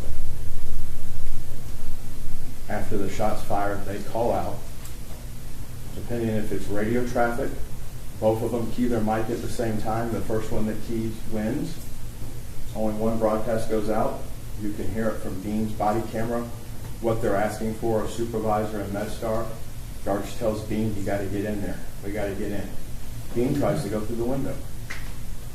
That's his first reaction. They go in, they clear the house. They get inside, and Dean does find the weapon. He moves the weapon away. In training, Dean and Darch are taught to move the weapon away from anybody that's been involved in a critical incident. It's part of their training. When Dean moves the weapon away, you'll see the green laser emitting still from it on the camera. The same green laser that was pointed at Dean, and in turn pointed at Darch's back. Because if Dean steps out of the way, then it's his wingman that gets hit with the laser. It'd be painting her back. It's true from what the state just told you that her injuries were incompatible with life at that point. Darch took the little boy all the way outside, and you're going to hear from a sergeant, if the state calls her, who it's her officers, it's her scene. Fabulous sergeant. Okay. She runs that scene, and there's an officer that is given custody of the boy and takes care of him like it's his own. Young Zion's a brave man. They start a process, as the state told you in their opening. Everybody from the mayor's office on down is notified. One of the people that's notified in this case is of particular interest to y'all. Her name is Lindsay Dula. Okay. And Lindsay's specialty, she's nationwide known. Lindsay's specialty is interviewing children. Lindsay's specialty is interviewing children that have faced traumatic events. And Lindsay is called in to the place where she works called the Alliance for Children. And the Alliance for Children is a place that is set up for audio and video recording. It's a safe place for children. It's a safe place to record children and interview them so somebody that's professionally trained in interviewing a young child can interview somebody and get the information at one time. There's viewing rooms. There's observation rooms. Lindsay primarily does this for cases involving crimes against children. But there was forethought by the sergeant at the scene and the lieutenants and the captains that showed up to bring in the crimes against children or CACU units to assist with this. Young Mr. Carr is taken to the Alliance for Children. And Lindsay Dula interviews him. And I anticipate that you're going to hear from Mr. Carr probably even this morning. And there's some key takeaways I think you're going to hear from him. One, he recognizes the Fort Worth badge. And when Lindsay's talking to him, he knows it's the male that shot, not the female. So we start to talk about and see what was seen from the inside, from the eyes of an 8-year-old. And he'll tell you, he acted it out for Lindsay, hopefully he'll tell you here, that his aunt raised the gun up and didn't do what the officer told her to do. Because the camera doesn't catch everything. The camera catches what you can see from Dean's left shoulder. Back to those data elements. What did Dean know at the time? And what did he do with it? They interviewed Darch, Officer Darch, major case does. Carr's interview's over at 5:30 in the morning. Darch's interview's over at 7:07 in the morning. So before the rooster crows 3 times, they knew, they being the government, a pretty good idea what took place out there. That gun was relevant. Everybody in Texas, everybody in the United States has a right to defend themselves in their home. This is a tragic accident. That gun was placed in the line of a police officer. A green laser was placed on the officer. That officer considered that to be deadly force against him and reacted accordingly. And tragically, Ms. Jefferson lost her life. You're going to be charged, and this court's charged at the end, as to whether or not that act by Aaron was reasonable under the definitions that the judge had given you. We ask you to keep an open mind about this week. It'll go into next as the evidence is brought forward. And as you're looking at the evidence in the sterile courtroom, it's what did Aaron know at the time, not after the fact. Once the shot's fired, we have a different story. Okay?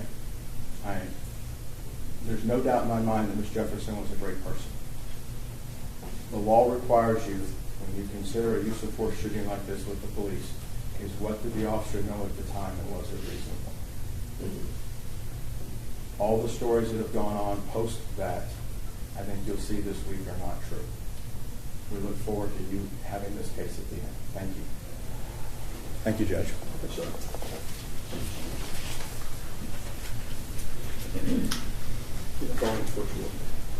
State of Texas calls Zion Carr. Zion Carr.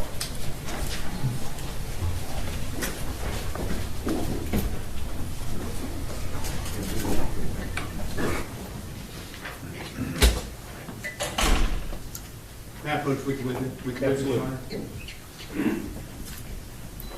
Young man.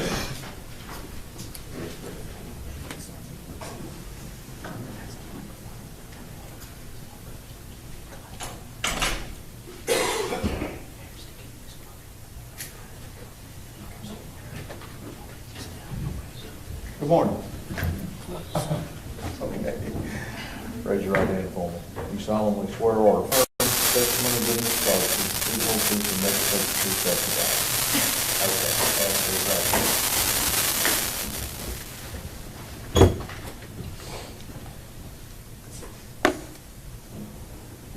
Okay. Okay, there's a rule in effect, okay, that says that you can't be in court unless you're testifying. And once you have testified, don't tell anybody else what you testified to, except the lawyers, okay? Yes, sir. Okay. I want you to tell me your first and last name and spell it for my court reporter, please. My name is Zion Carr. Zioncarr. Mr. Smith. Zion, could you say your name again just a little bit louder? Zion Carr. Okay. You want to now approach the witness, Sean? Absolutely. Why don't you move that clip up just a hair? There you go. That's good.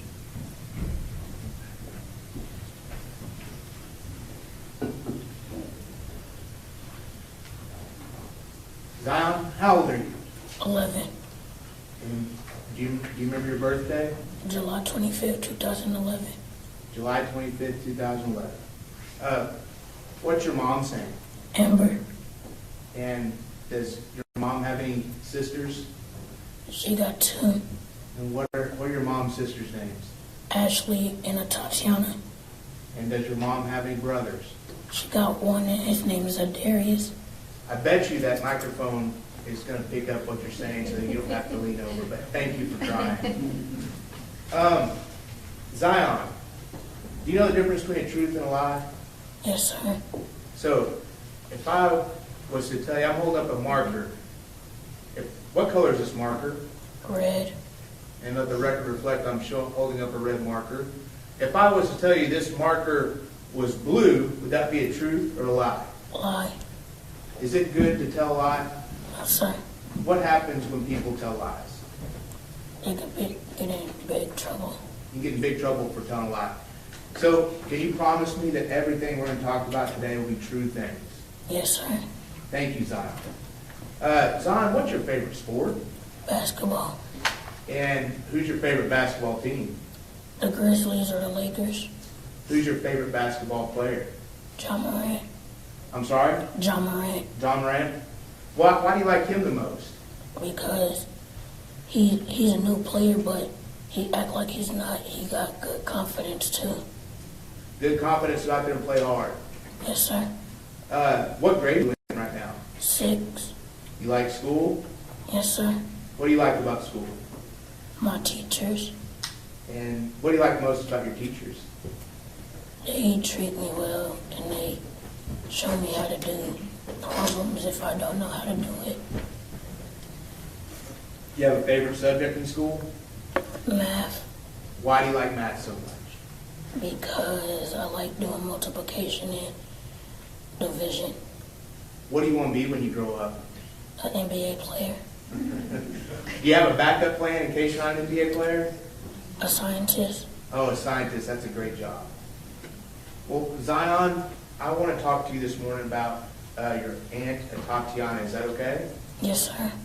Wait, what did you call your aunt, Atatiana? Do you have a special name for her? Aunt Tay. Aunt Tay. And did you used to live with Aunt Tay? Yes. And when did you live with Aunt Tay?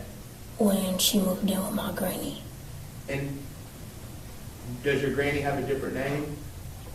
Her name is Yolanda. Yolanda. Is your granny still here with us? No, ma'am. No, sir. And when did she die? Do you remember? 3 months after my auntie died. 3 months after your Aunt Tay? Yes, sir. And so where were you? Do you remember the name of the street that you lived at with your granny and your Aunt Tay?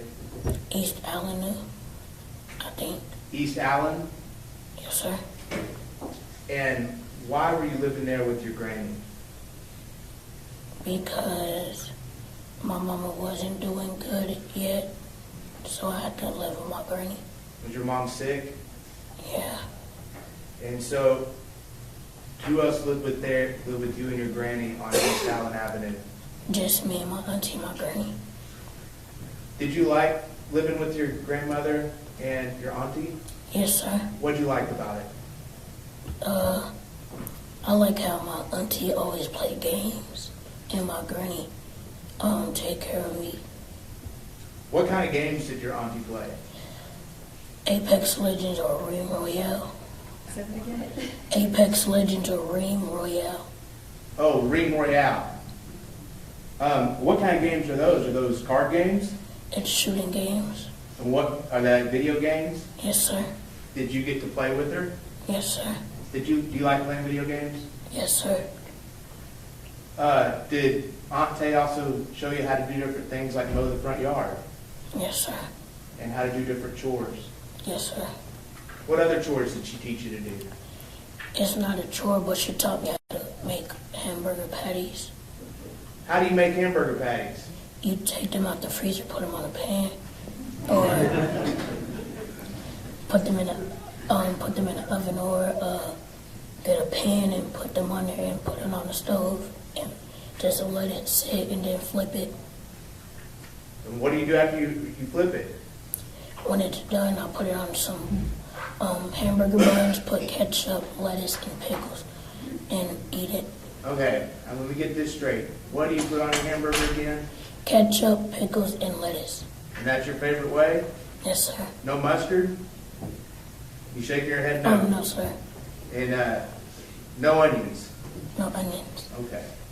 Well, that was nice for her to teach you how to do that. Yeah. What other things did you used to do with Aunt Tay? We used to go to the park all the time. What would y'all do at the park?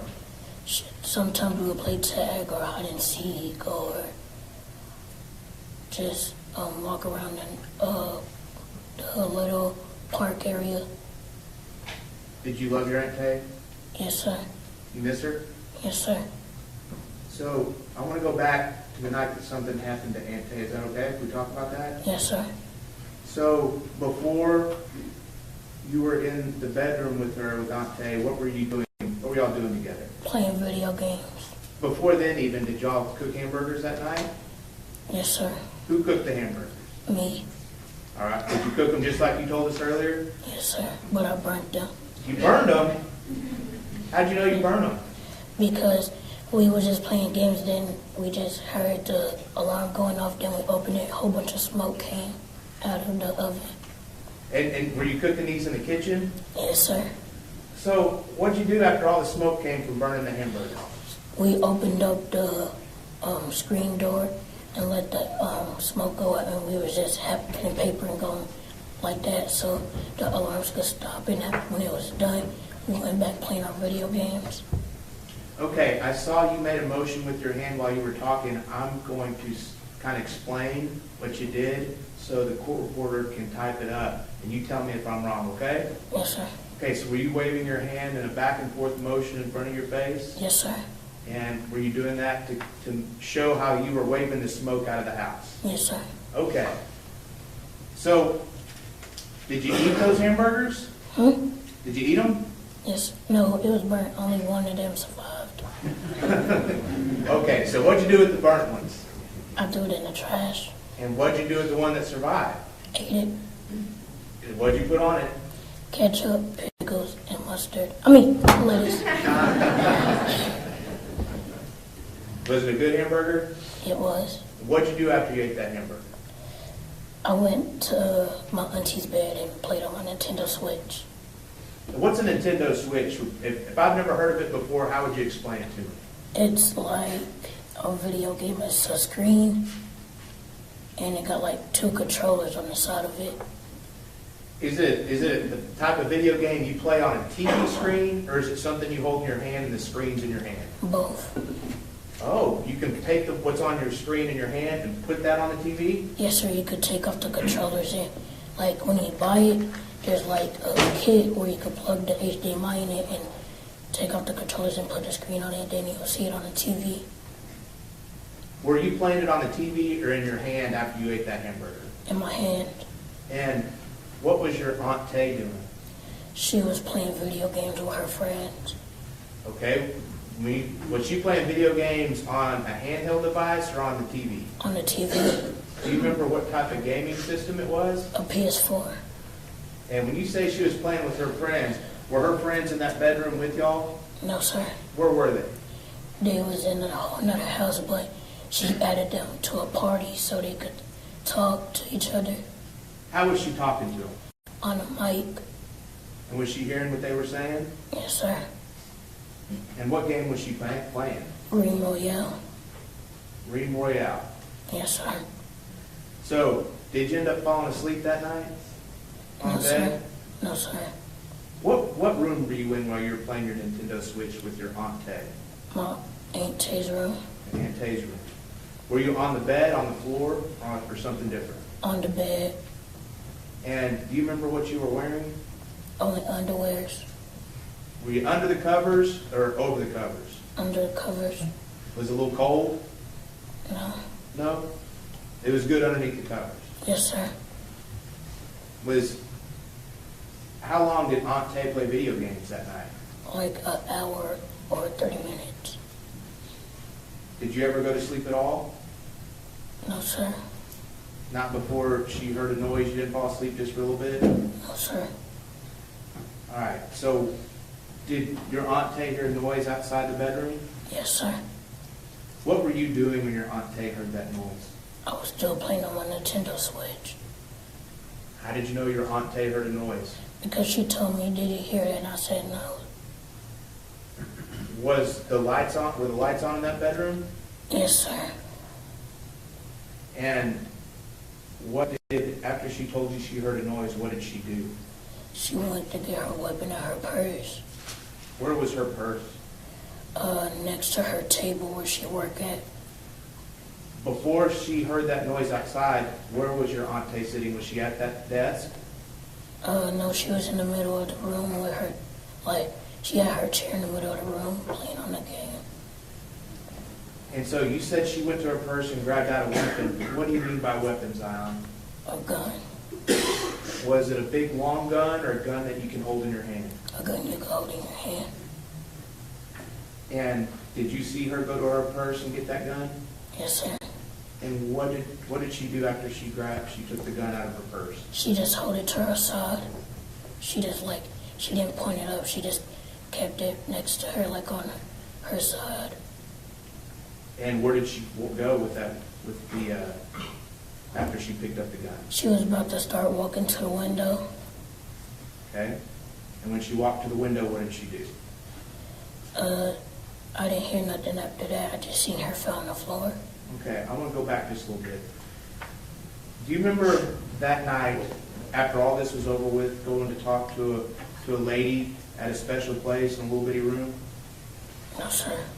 We talked about this before. Her name was Lindsay Dula, and you talked about what happened? Like when they took me? Yes. Oh, yes, sir. And you went and talked to that lady and told her everything about what happened, right? Yes, sir. Did you see, whenever your Aunt Tay walked towards the window with the gun, did you see her kind of pull the gun up just a little bit away from her side? No, sir. Now, when we talked before, you said that she did kind of pull the gun up a little bit. Do you remember that? No, sir. It's okay if you remember it. I just want you to remember it exactly the way you do. Do you remember if she had the gun up or down? Down. Down. Are you sure she didn't have it up at all? No, sir. Okay. And how close did Aunt Tay get to the window?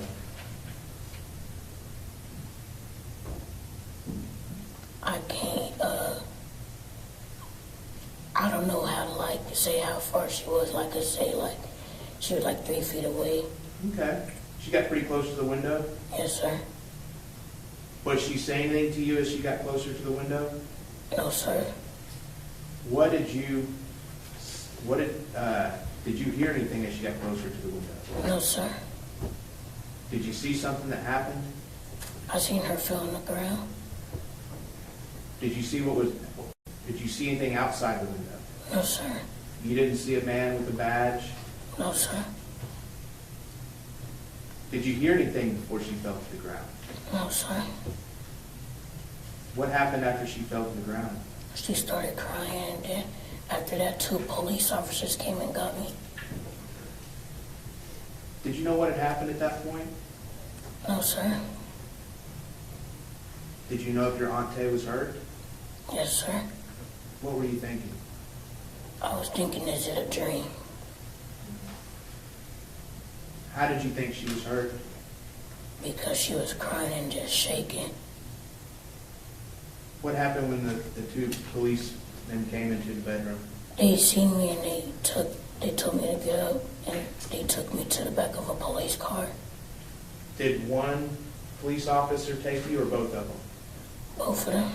Both of them? Are you sure it wasn't just the woman police officer? No, sir. Like, the man, he walked a little bit, but then the lady told him, like, to go check on her. Like, when we got halfway, like, right there by the kitchen, so he did. By the entrance of what? Huh? By the entrance of what? Repeat what you just said so she can Oh, hear you. she told the man to go check on my auntie to see if she was still alive, and he said okay. Did you know if your auntie was still alive at that point? No, sir. Where did that woman officer take you? To the back of a police officer. I mean, she took me back to a back of a police car. And when she took you to the back of the police car, what were you wearing? Only underwear. Were you cold? Yes, sir. Were you scared? Yes, sir. Why were you scared? Because I seen my auntie crying, so I thought it had to be something serious. Did you know what those police were doing? No, sir. And do you remember how long you sat in that car? About like 5 minutes, waiting for an officer to come, wherever they was gonna take me. Did another officer show up that you hadn't seen before? Yes, sir.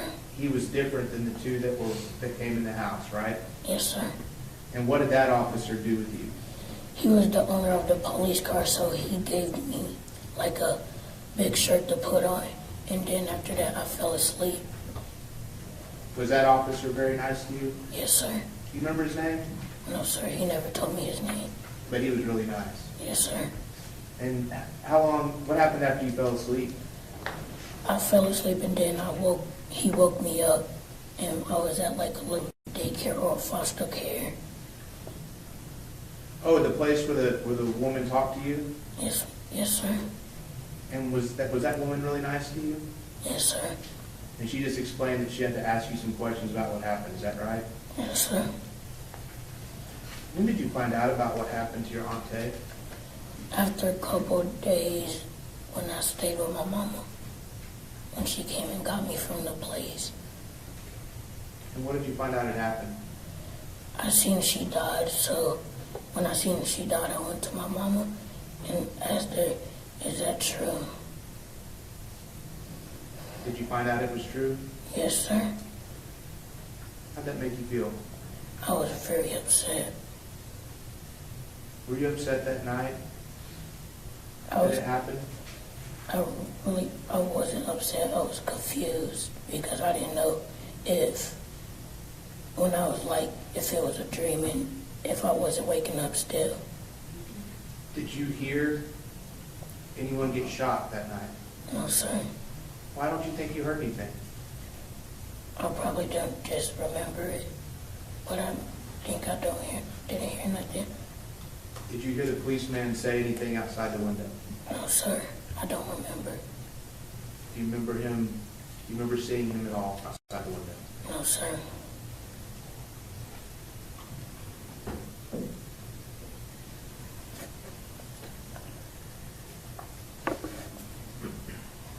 The house that you lived at with your granny and your aunt Tay, how many front doors did it have? Had two. And which of those front doors did y'all normally use? The side one. The one where the car was next to. The side door that the cars were next to, is that right? Yes, sir. And the other door points out to the street, right? Yes, sir. Did y'all ever use that one? Sometimes if we order something to eat. And those doors, did y'all normally keep the doors closed? Yes, sir. Now, because those hamburgers were burning, what'd you do with those doors? What'd you and Aunt Tay do with those doors that night? So we forgot the front door was open, and the screen door was still kind of open when I opened the window of it. So y'all kind of open up the doors to let the smoke out? Yes, sir. But those glass screen doors were still kind of shut, is that right? Yes, sir. Those were open too? We'll pass the witness, Your Honor. All right, we've been going a while. I want to take our mid-morning break, okay? You stay right here, okay? Y'all retire to your juries.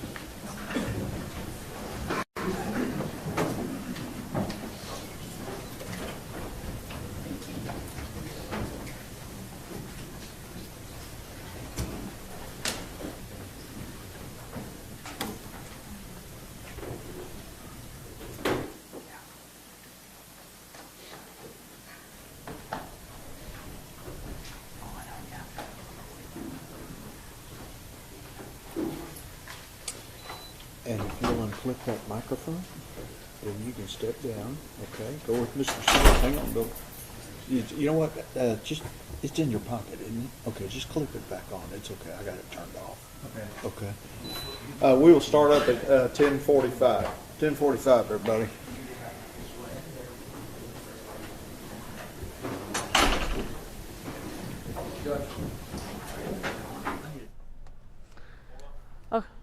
Okay, Tolly. We've heard the defense begin questioning Zion Carr. The prosecutor. I'm sorry, the prosecutor. Yeah. Sorry, brain dead here. What do you think so far about what we heard? Well, it was interesting. So, I mean, we have a lot to unpack there. It started with opening statements. I think the prosecutor, there's a theory when you're addressing a jury, the theory of primacy and recency. The first thing the jury hears and the last thing they hear is the most important. And I think the prosecution did a good job of not only going over the facts, but also making it emotional. The prosecutor started off with the last words that Ms. Jefferson heard, "Put your hands up," and literally a second later, being shot in her own room. And she ended her opening statement with describing what it feels to be like in your home. She described it as a refuge and as a shelter, and how I think she did a good job of placing the members of the jury there, and it made it very visceral. So I think she did a good job of that. And I think we can all connect with that. Of course, and I think that's the point. The prosecution wants to put the jury in that situation and make them understand what it's like. That you should feel safe in your own home. You shouldn't feel to be in jeopardy, especially by a police officer. Right. And then, of course, the defense wants us to focus on the facts, just the facts, ma'am, right? Right. And again, going back to the idea of primacy, what we heard from the very beginning from the defense, they referred to him as not Officer Dean, but Aaron. He referred to him as Aaron several times, and they want to take him out of that uniform and personalize him, and make them understand that he's an individual just like them. He was faced with a difficult situation. A lot was made about what the dispatch put out there and what he knew at the time, and that was kind of an interesting situation as well. The difference between it being a welfare check or an open building. Right, and that was interesting too, because I think that I got a little better understanding of what the requirements are when you respond to an open structure call. Right. Yeah, I think it's what's the primary purpose when the officer is called out there?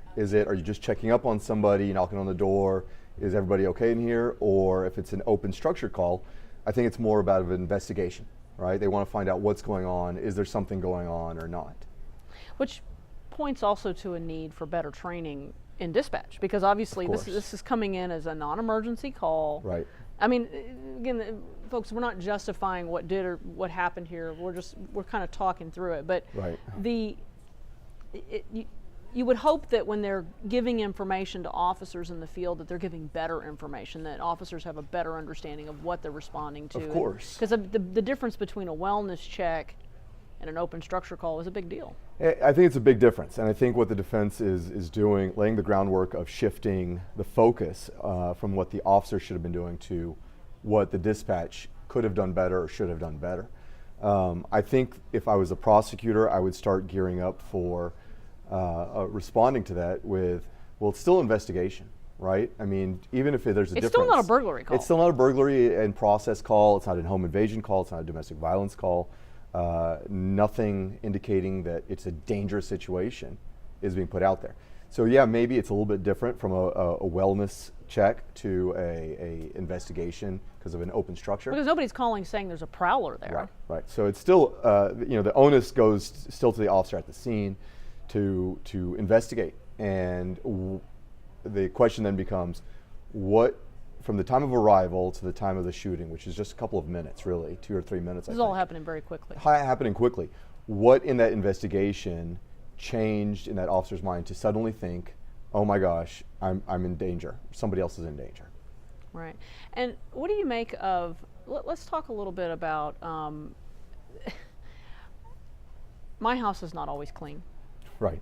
And how do you think the jury is going to respond to this idea that, well, because that your house is you know, basically saying that it looked like the living room was ransacked. Yeah, well, and you know, and more than just that. I mean, I think the defense, and this could cut both ways. The defense was talking about it being kind of a bad neighborhood, a neighborhood in transition, right? It's kind of a code for, well, when an officer shows up there, you need to think that something bad is happening. You don't leave bicycles out. You don't leave. I mean, these are all just kind of, you know, vague ways or indirect ways of saying, hey, this is a bad area. No wonder the officers were on heightened alert, right? Similarly to the house, describing it as being ransacked. Well, anyone with children has a house that's dirty, right? I mean, not everything isn't always clean. And so you got an 8-year-old kid here. You've got stuff that could be everywhere. So, you know, I think you have small children. I've got small children. I have a 10-year-old, and everywhere he walks, he drops exactly. something. I feel like every time I'm walking across the house, I have 5 or 6 things I'm picking up all along the way, and you know, you're constantly reminding them to throw stuff away. So, you know, that's. I understand the defense's theory here that they're going there, they're nervous, they're looking around, but again, we're expecting police officers to have an understanding of that, right? Just because a house is messy doesn't necessarily mean a burglary is happening. Right. And because so, again, it's not like we have a report of a prowler. Right. The neighbor didn't call and say, "Hey, we've had a whole bunch of burglaries in this area. I think my neighbor is this might be the burglar." So this is right. No signs of forced entry. Their 2 cars are parked out there. No other vehicles. I mean, if there was some concern that something else was going on, maybe the officer calls for backup. Maybe they run the license plates of the cars there. You know, just to make sure that it's registered to the homeowner. There could be some other things. So I think the shift of the focus might be on the training of the officer, what he should have done if he truly believed there was a need for deadly force. But yeah, I mean, issues like it's a bad neighborhood or there's stuff laying around outside, the cleanliness of the house. Because bad stuff does happen in nice neighborhoods too. It happens all over the place, right? And this is just, you know, the defense is trying to find ways to I bristled a little bit at that, actually, just a little bit. I was like, well, and it can cut both ways. Like I said, I mean, some people may think that it's, yeah, right. The officer should be worried. I mean, my house is always clean, and of course, you know, those are those bad neighborhoods and stuff like that. Or it could cut a different way, and they could say, well, you know, you bristle, like you said. I mean, that officer's coming in with a if you looked in my front preconceived window notion. right now, you'd be like, ooh. Right. I mean, you know, you look in my backyard, and after a weekend, and the kids been playing, and there's stuff all over the place. Somebody might walk by and say, "Oh my gosh, what is all this stuff? Something's happened out here." Well, no, it's just a bunch of kids playing around. Right. Let's talk about Zion. Yeah. He is my son is 10 and he is 11, and so they're, you know, actually my son's almost 11 now. But I mean, I'm trying to imagine my son when he's 8 witnessing something like this, and then at 11 having to get up on the stand and testify. I mean, my heart breaks for this kid. Yeah. That he's gone. I mean, you know, he lost his aunt. A few months later, he lost his grandma. Right. And now he's testifying in this. It's devastating. It's devastating. I mean, you know, tragic is not even strong enough to describe it. I mean, this is you can hear it in his voice. He's obviously nervous, obviously scared. He described it as a dream. He wasn't sure if it really was happening. You know, he goes from, you know, cooking burgers with his auntie and playing video games and seemingly having probably a great night, you know, being allowed to stay up late and hanging out in his underwear, pajamas, and having fun, to all of a sudden that dream becoming a nightmare. Terrifying. Yeah, he says, I was thinking it was a dream. Yeah. Yeah. Oh, okay, so they're talking in my ear and telling me that that apparently he was Ryan, you say he's pretty upset? They're trying to get him composed. Yeah, we're hearing from our people that are there at the courthouse that do you want to bring her in on a V call?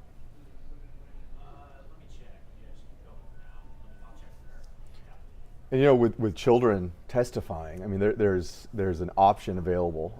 You know, they can testify with closed caption. They can be put in a different room, or they could be in the courtroom. Would you have done that?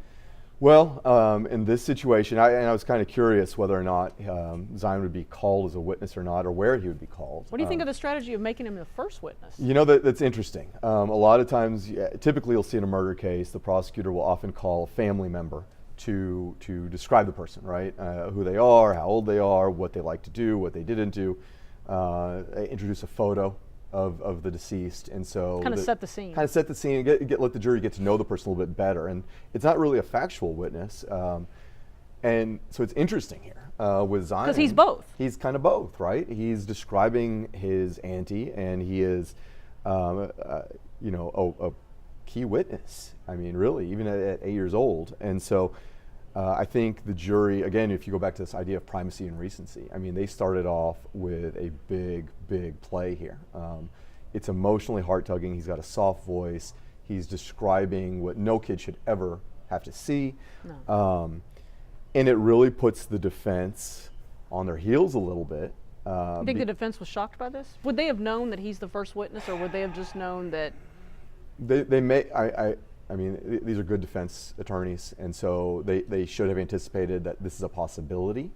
I think maybe this break is going to give them a chance to regroup, because they delicately have to approach how they question him. I often thought that the best defense attorneys or defense strategy when you put on a crying mama or a crying sister or a family member is, as a defense attorney, you stand up, I'm so sorry for your loss, no questions, and you just sit down.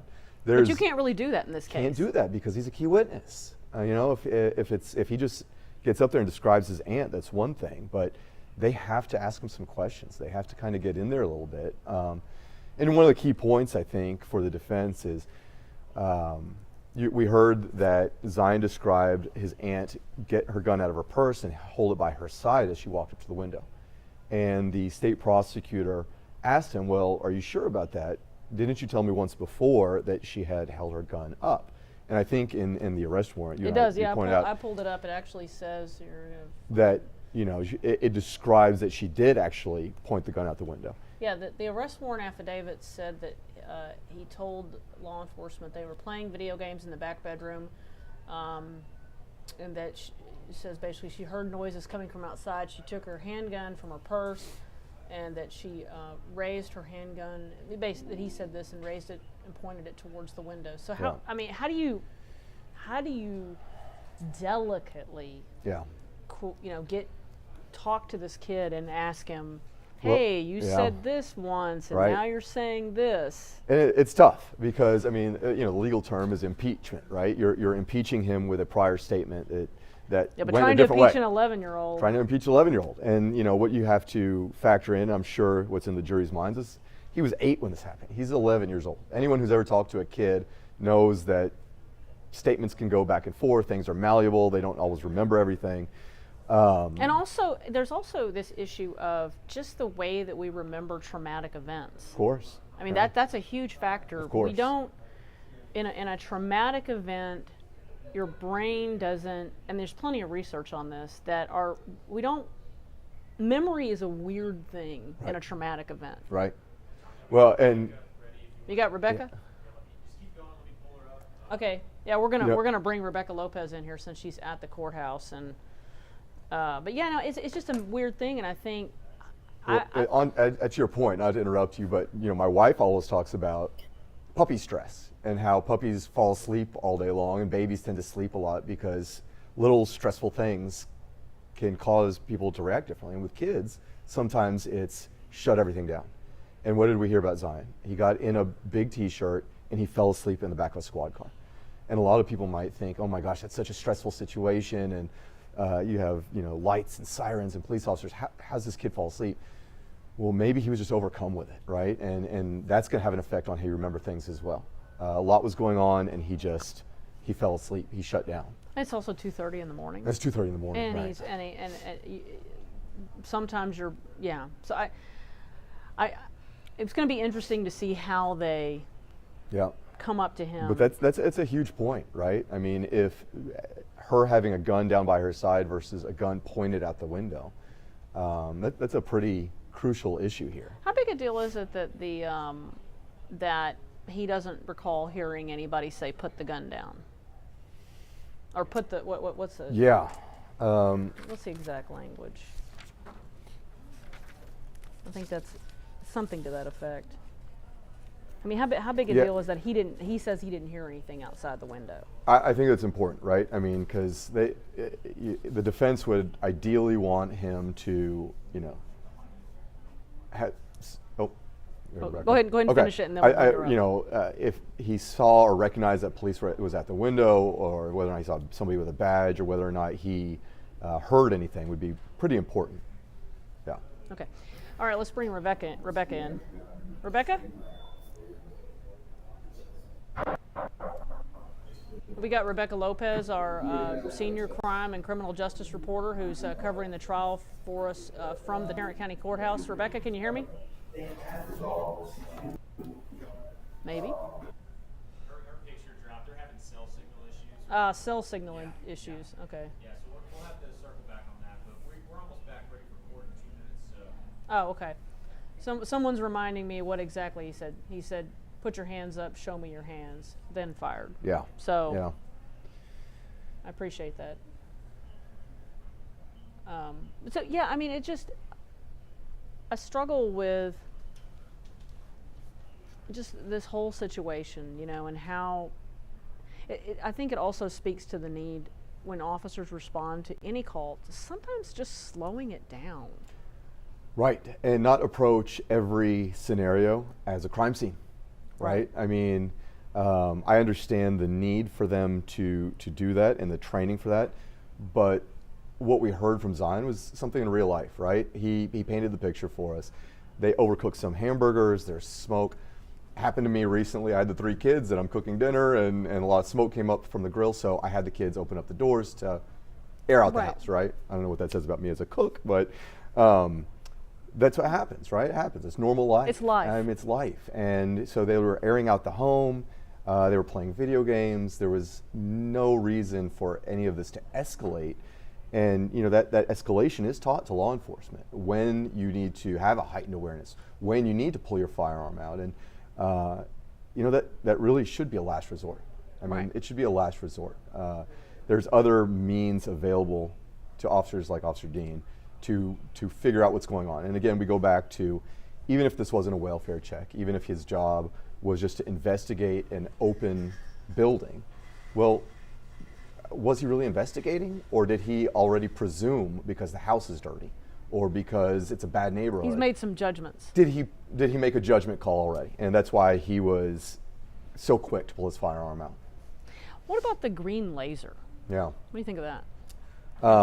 You know, as I think that those green lasers, and for people who don't know, it's used for, you can buy it and add it onto a firearm, and it helps with accuracy.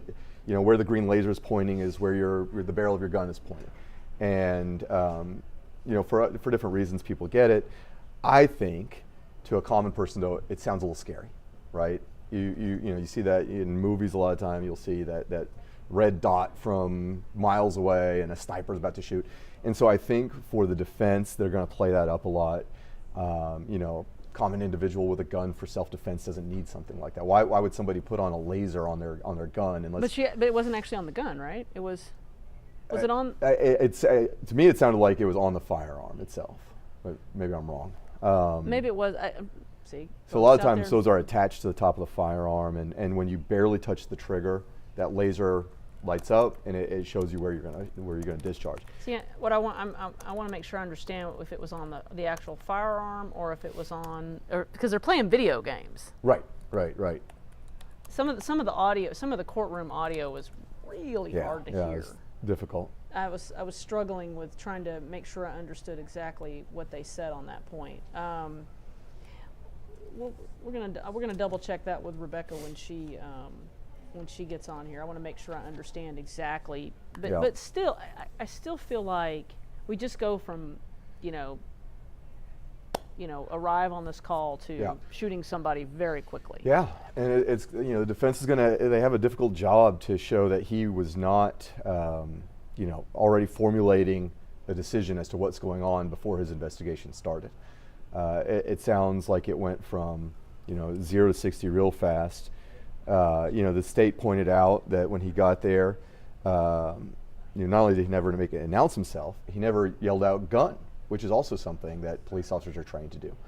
You see a firearm and you're with a partner, you notify your partner that something is going on. Right. And, you know, in a situation like this, the question becomes reasonable, and the defense harped on it, and then I think the state can throw that back at them and say, well, is it reasonable for a homeowner to take a firearm and go out and look outside their window when you hear somebody prowling around back there? You don't know it's law enforcement, you don't know who it is. Yeah, I mean, maybe her acts are all reasonable. And at that point, should the officer, again, coming back to just real life situations, should he have anticipated, hey, you know, people have guns around here. You know, she's allowed to have a gun. Maybe I should make sure that give her a chance to put that gun down and announce myself as law enforcement. Yeah, and I'm, huh? Court's about to get started. They're back into the courtroom. Judges at the bench. They're not saying anything, but they are back in the Okay, so they're back in the courtroom. Why don't we put the picture of the court up, and then when they start talking, you know, we'll. Yeah, I'm checking with someone who was in the.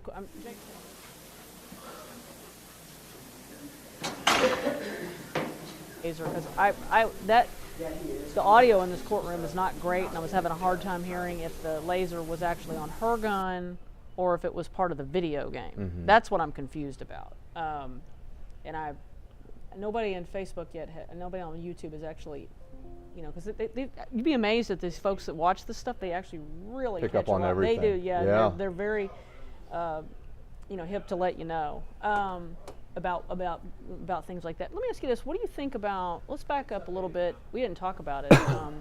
About the argument about change of venue right as we started. Oh, hold on. Is he talking?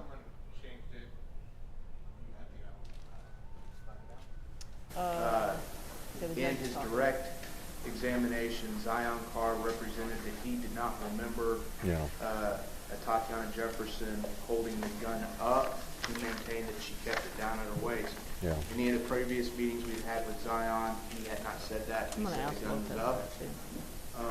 He also stated on direct examination that he did not remember seeing a man with a badge outside the window.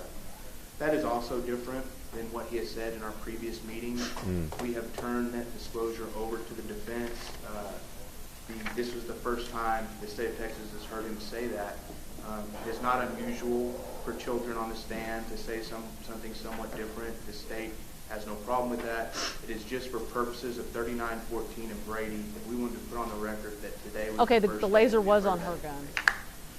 Defense is satisfied. Yes, Your Honor, and to the government's position on that, they have provided us updates throughout the pendency of this case every time they've met with him, updates from those notes, and we were just as shocked as we were from the change in testimony. All right. And Your Honor, this will come out later in trial. We have agreed versus the defense impeaching this witness, which they still have a right to do, but we have agreed with the defense that we are going to redact portions of the forensic interview and offer the portions of the forensic interview where Zion is discussing the incident on October 12, 2019 for the jury. But we will, this afternoon after the funeral, we will get that redacted and get a copy to the defense so we can agree on its admissibility. That's the defense's understanding. Yes, Your Honor, I'm going to offer the original record only and offer Exhibit A of it for all purposes included. Would there be any objection to that procedure? No, Your Honor, we would join in its offering. Okay. All right. Thank you to the lawyers. Mr. Smith, you'd have Mr. Carr come back in. Thank you, sir.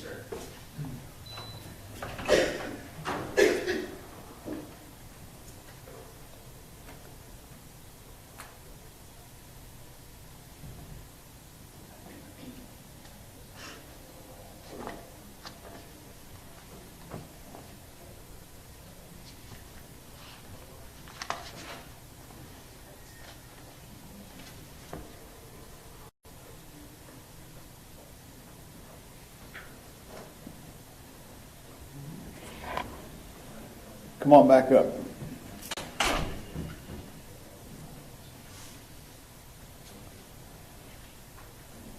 Let the bailiff check the microphone for you, okay? Okay, raise it up a little bit on it, a little bit. There you go. Yeah, that's good. Okay.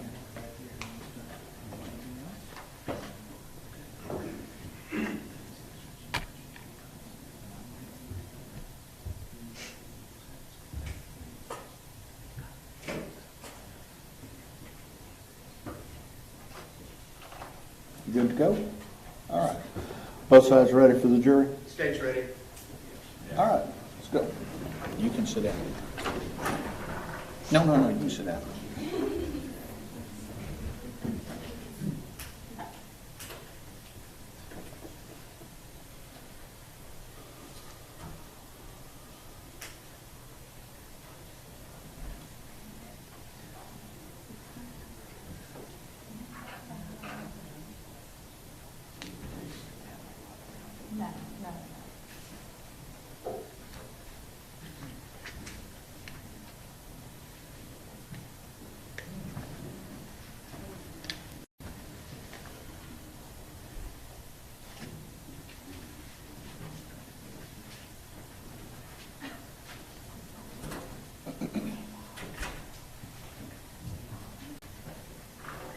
All right, everyone may be seated. We are ready to proceed. Mr. Gill. Thank you, Your Honor. Good morning. That's my fault. Hang on, I got it.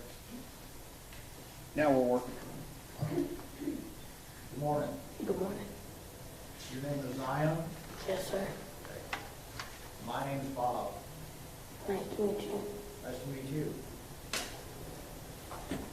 Our towers even look kind of alike from a distance.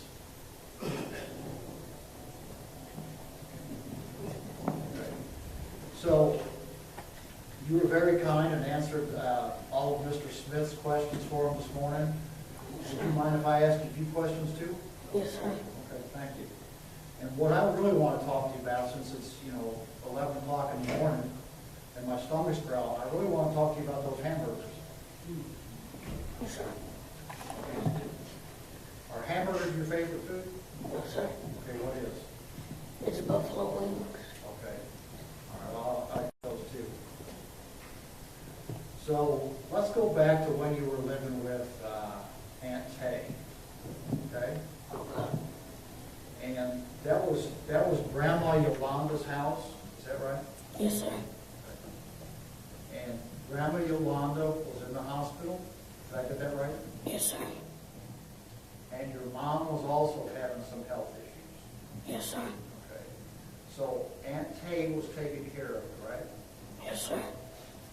How long had you been staying at that house?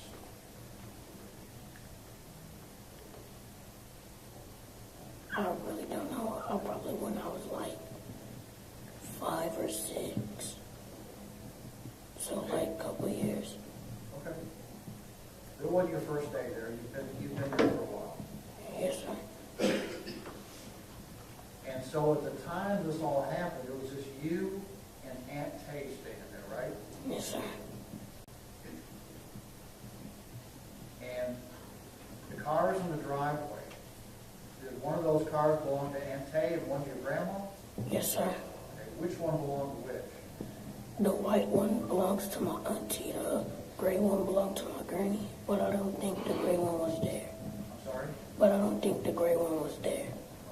Was there a blue one there? No, sir. Compared to most of the rest of the neighborhood, was that a pretty new house? Yes, sir. Do you know how long ago the house had been built? Like how long it took them to build it? Yeah, how long had the house been there? You have any idea? We just got it, so like I could say like 2 years. 2 years? Yes, sir. What had you and your aunt been doing earlier that day? Playing video games. Is that what you did all day? Yes, sir. Did you go to school that day? Yes, sir. After you got home from school, you started playing video games? Yes, sir. Was there any lawn mowing work going on that day? No, sir. Was that the day before? No, sir.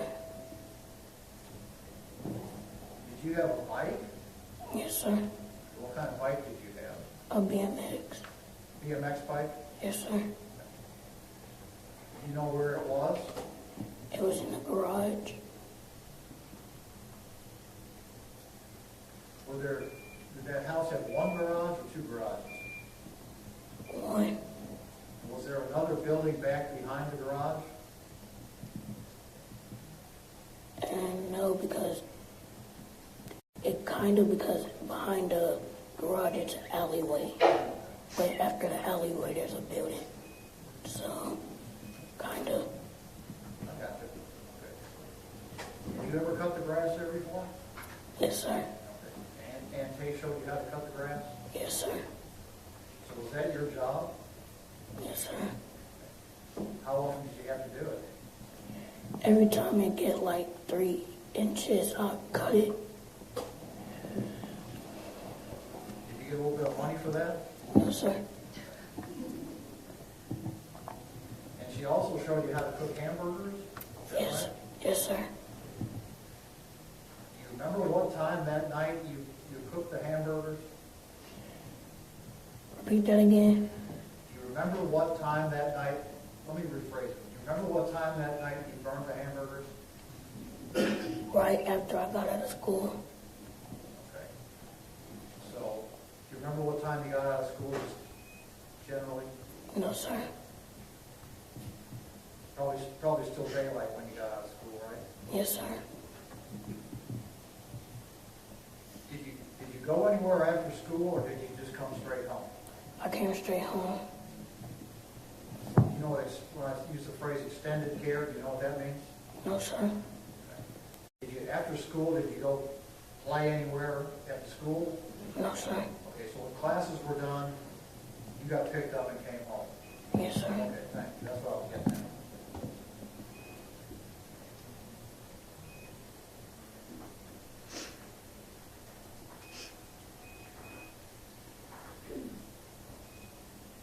Go ahead, Mr. Gill. Trying to figure out where the beeping's coming from. We could hear. So that evening, you said your aunt was playing video games? Yes, sir. Were you playing video games too? Yes, sir. Were you playing on the same device or were you playing on different devices? Different. Which?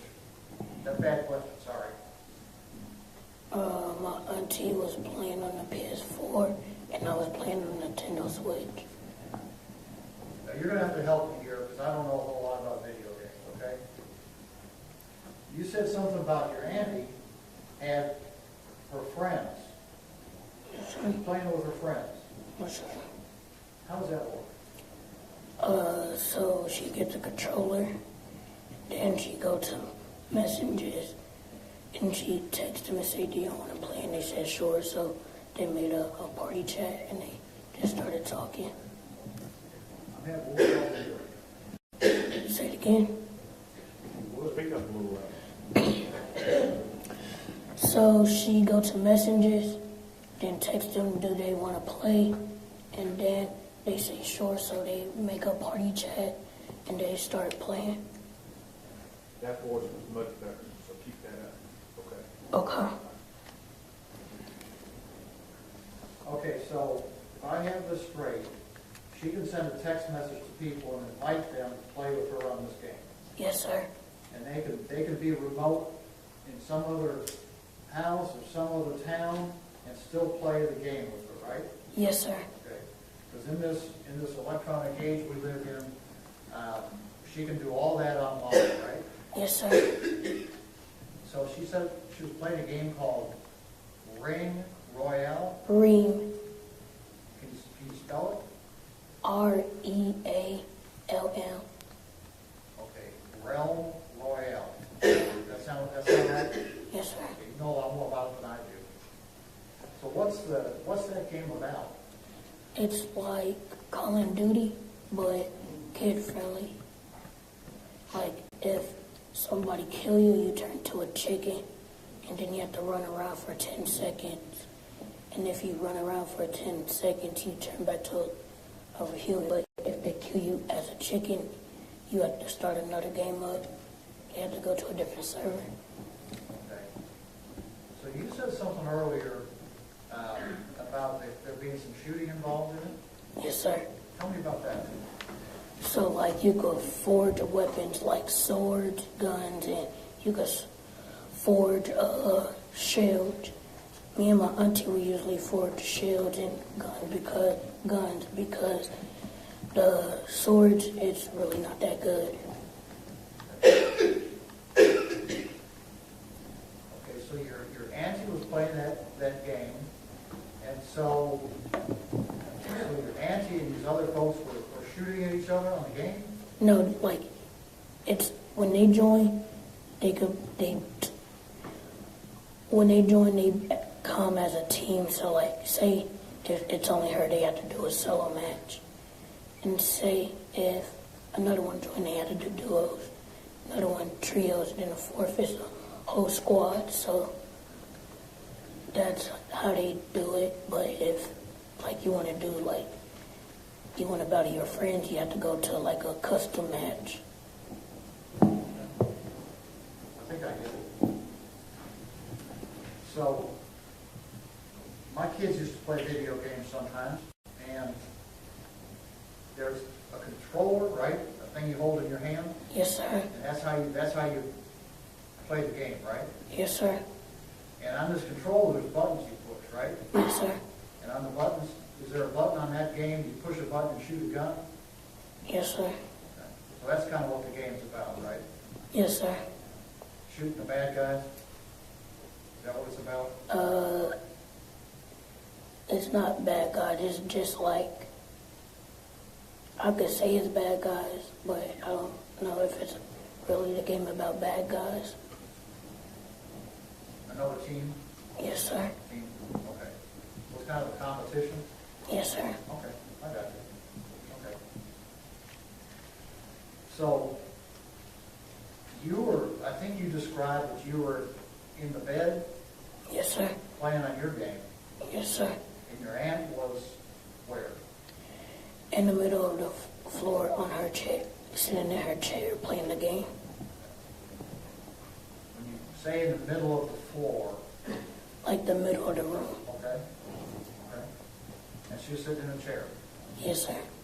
And she was playing the game. The game she was playing was on a TV screen, right? Yes, sir. Has anybody showed you any pictures of that room? Say it again. Has anybody showed you any pictures of that room? The room? Of the room you were in? No, because I was already in the room. Was the TV screen that she was using to play on the one that was in front of the bed? Yes, sir. So in that room there was a TV screen and there were some computer monitors too, right? Yes, sir. And she was using the TV screen, right? Yes, sir. So it was just you and her in the house. Were there some pets also?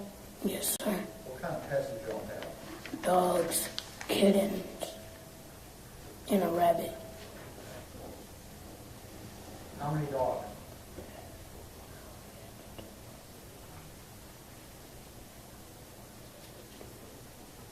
Sorry, it's kind of difficult. It's because some of them got missing and some of them died, so I had to count it. So on this particular night, remember how many dogs were in the house? There was like 2 dogs, one adult dog and one puppy. Okay. And were there any cats? 3 kittens. Three kittens? Yes, sir. Okay. And a rabbit? Yes, sir.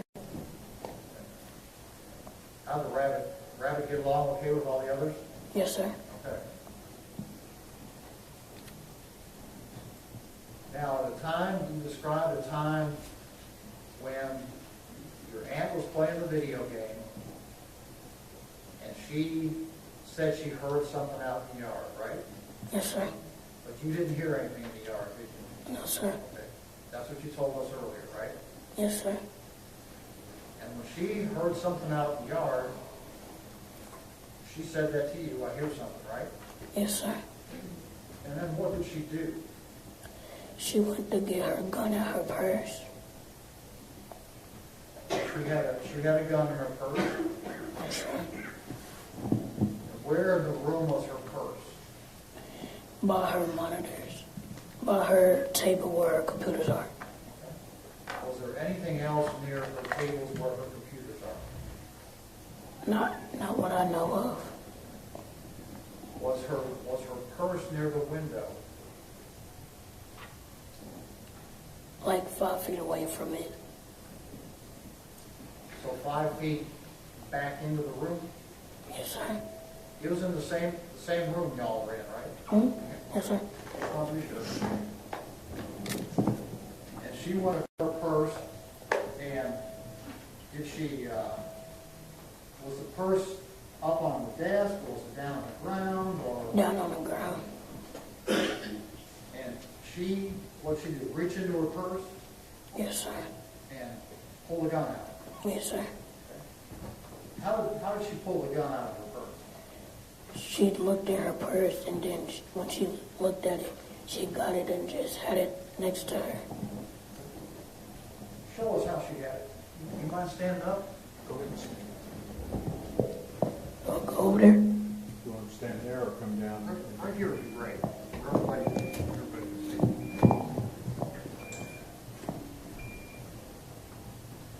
Okay. All right. Why don't you turn and face the jury just real quick so they can make sure we have everybody can see. Oh, there you go. Okay. Thank you.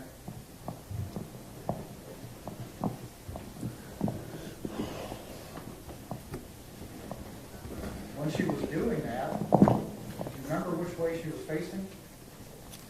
She was looking towards the window.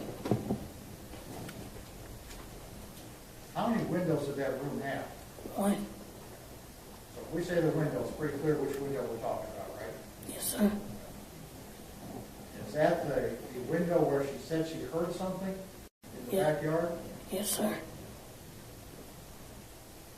And you said she was looking out in that backyard?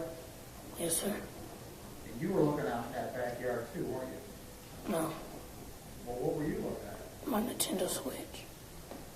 So it didn't capture your attention at all that your aunt heard something in the backyard and pulled a gun out of her purse? No, because at first she told me it might have been a raccoon, and I thought it might have been a raccoon too. What? She told me it might have been a raccoon, so I'm like, there's nothing I should care of. Okay. Did you ever tell anybody that before about the raccoon? Never told anybody about that before? Okay. Is that right? Yes, sir. Okay. Don't shake your head. Answer yes or no.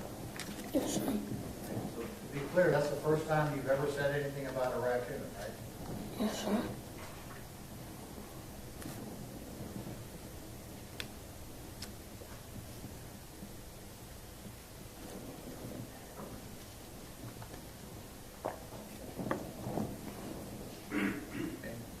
While she's looking at this out the back window, what's she doing with that gun? She still had it beside her.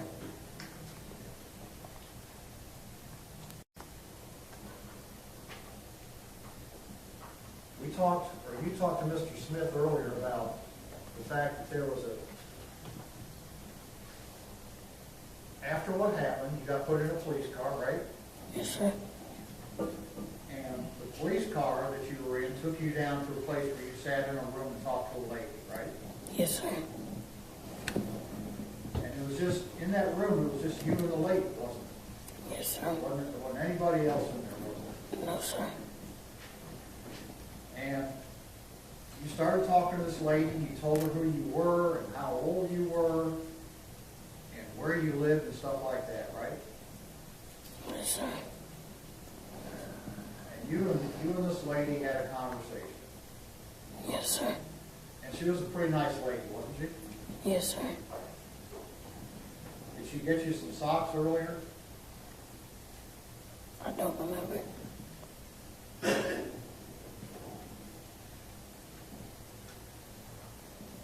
And that lady started asking you some questions about what you'd seen that evening, didn't she? Yes, sir.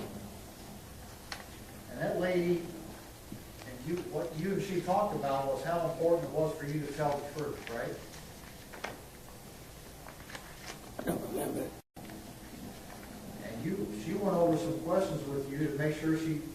you understood the difference between telling the truth and telling a lie, right? No. You don't remember? No, sir. Well, you're not one of those kids that goes and runs around telling stories, are you? No, sir. And you knew how important it was, the stuff that she was talking to you about, right? Yes, sir.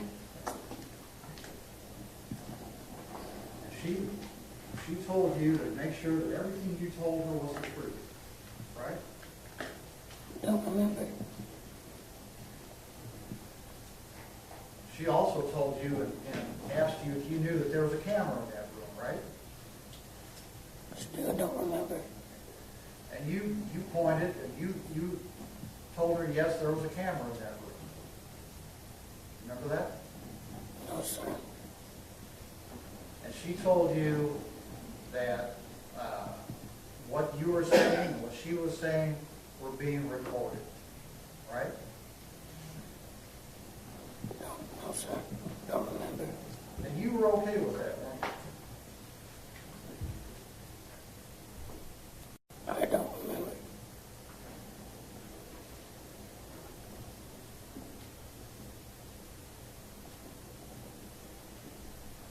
And she told you that where you were was a safe place to talk, and that she was just going to listen to what you had to say, right? I don't remember. And she told you that there weren't any right or wrong answers to all the things she asked you. I don't remember. Well, she was a pretty fair lady, wasn't she? I don't know.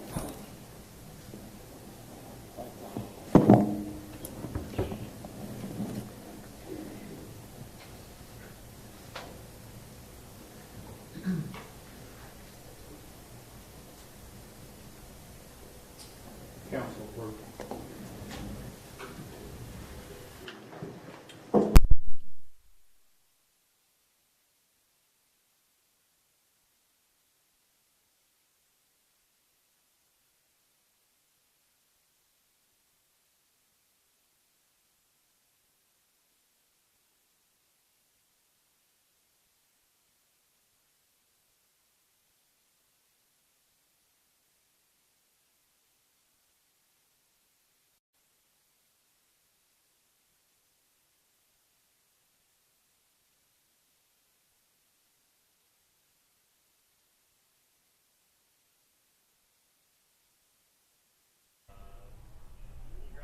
Okay, so talk to us about what's happening here right now, Tolly. Yeah, so in between the direct of Lil Zion and the cross-examination, the state pointed out that some of the stuff he testified to differed from his original forensic interview that he gave at the time of the offense, right after the offense. And so the state cleared that up, and now I think what the defense has been trying to do with their questioning is to show that, get the jury to think that his forensic interview is what should be relied on and not what he's testified to today. They're probably going to make it seem that he's been coached a little bit, that he's testifying a certain way today that differs from what his original statement was. But the prosecutors, I believe they even said in opening that he pointed the gun. So I think they were even caught a little bit off guard. Right, I agree. I mean, but he's an 11-year-old. Yeah, he's 11. He was 8 at the time. You know, it's hard pressed to hold him accountable for exactly moment by moment what occurred. And actually, his original statement to the authorities saying that the gun was up actually would tend to help the defense. Right, that's correct. Yeah, and you know, we heard during his direct testimony, and he even demonstrated there. He's pretty clear that it was over on the side. Yeah. I mean, is this unusual? I don't know. I have noticed that throughout the testimony, you have been gesturing to this It witness. could be just something completely Well, can I have unrelated. that? So I've sworn you in as a witness, He If said you that will she's sit outside in the hallway, and we been will call gesturing you to the in when we witness. need you. Oh, Thank you okay. very much. Maybe she's a family member. Friend or family Yeah, or something like that. It's hard to say. being removed from the courtroom. Oh, wow. Yeah. The judge is not a happy camper. That's why they went off camera. I believe he asked the jury to step out so they could address it. He's got that, the judge has got that stern look of, Yeah. hey, don't do that in here. Okay. Okay, we're starting back up, guys.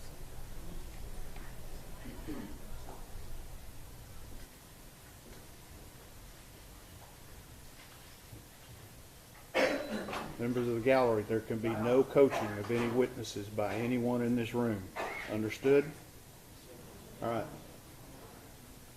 That had nothing to do with you. You just had to take care of a little something with the judge. Sometimes things like that happen in these things, where he just has to ask us some questions. Has nothing to do with you. You're great.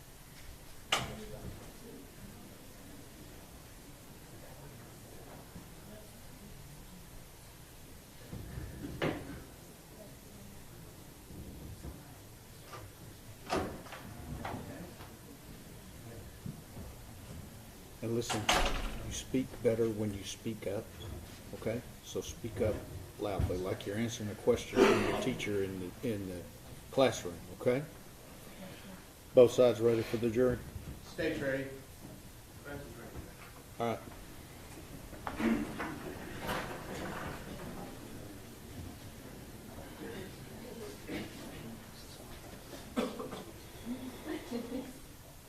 Remember, like you're answering a question in class, okay? You need some more water?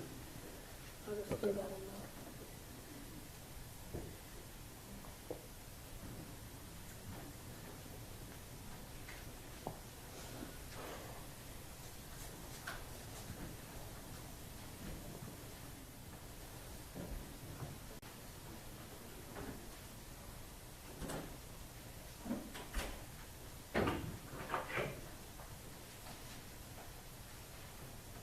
Everyone may be seated. We are ready to proceed. Mr. Gill. Thank you. Okay, Zion, what I'm hearing you say to me this morning is you're having a hard time remembering what you told that lady. Yes, sir. You know why that is? Because it's been 3 years. I don't remember nothing from 3 years ago. At some point in the 3 years, did you come down to this building and sit down and talk to these two folks over here, the prosecutors? Yes, sir. Okay. They invited you to come down, they wanted to hear what you had to say, right? Yes, sir. How many times did you do that? Repeat that. How many times did you come visit with them? Probably like once or twice. And did you answer all their questions? Yes, sir. Did they play that video recording for you? Yes, sir. They did? You had a chance to, which video recording did you watch? When I say that video recording, what was on it? Repeat that. What video recording did you watch? Did you watch the one of you and us talking to the lady? No, sir. You watched a different video? Yes, sir. Oh, my bad. Which video did you watch? Do I have to answer that? Yes, sir.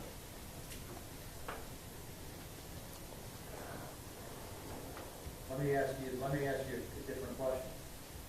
Was the video of the camera the police officer had on? Yes, sir. Did you watch that with these two folks? Yes, sir. You had already seen that before, hadn't you? What, the video? Yes, sir. Yes, sir. How many times? Don't remember. More than once? I don't remember. More than once?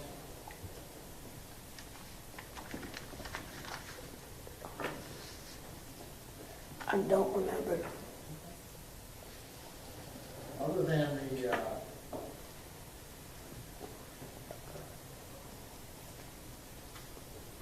before you talked to the lady, you had not seen that video, had you? No, sir. So the first time you saw it was after you talked to the lady you've been talking about, right?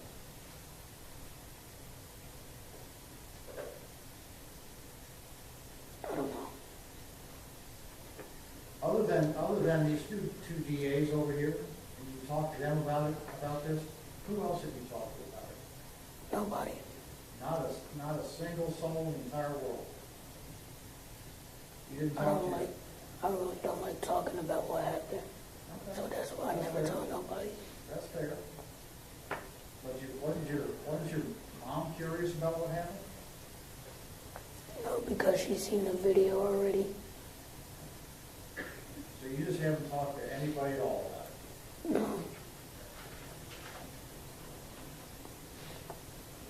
You know who a guy named Lee Merritt is? Yes, sir. Who is Lee Merritt? He is a lawyer, attorney lawyer. And he represents your family, doesn't he? Yes, sir. So did you talk to him about this? No, sir. Not a word. No, sir.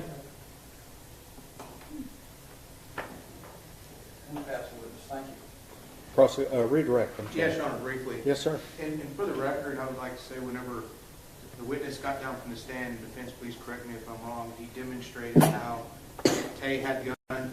His right hand was about at his belt line, his right elbow slightly bent, and his fingers were pointing down as if he held something for purposes of the record. Defense agrees. Generally, yes, sir. Okay, that's what the court's recollection was. Okay, Zion, I just got a few more questions, okay? Yes, sir. Now, are you sure that we watched that video, that you watched that video with me and Ashley? I don't know. You don't know? Whenever the time that you came to see us a couple of weeks ago, what did we do? We just talked and I drew a picture for y'all. We just talked and you just talked and drew a picture. You didn't watch the video that day, did you? No, sir. And did we go to a courtroom? Yes, sir. What did we do in the courtroom? He showed me where I'm gonna be at and how I'm gonna be on the mic and all that. And I seen a judge, not this judge, but a different judge. And we kind of asked some of the same questions we did earlier today about sports and things like that. Is that right? Yes, sir. Zion, have you ever done anything like this before, testified in front of a bunch of people? No, sir. Has it been a little scary? Yes, sir. Have you done your best to tell us what happened the way you remember it? Yes, sir. You've been pretty brave today. Thank you. We'll pass the witness. Mr. Gill. Just briefly, Judge. Zion, just a couple more questions, then you're going to go home, okay? Yes, sir. When you met with these two folks over here a couple of weeks ago, you told them something different about how your aunt was holding that gun, didn't you? No, sir. You told it exactly like the same way you told it here today? Yes, sir. That's all we have, Judge. Mr. Smith. No further questions. May this witness be excused subject to any potential recall? You may. No objection from the state, Your Honor. Okay. If you'll unclip that microphone for me. And you can go to the back.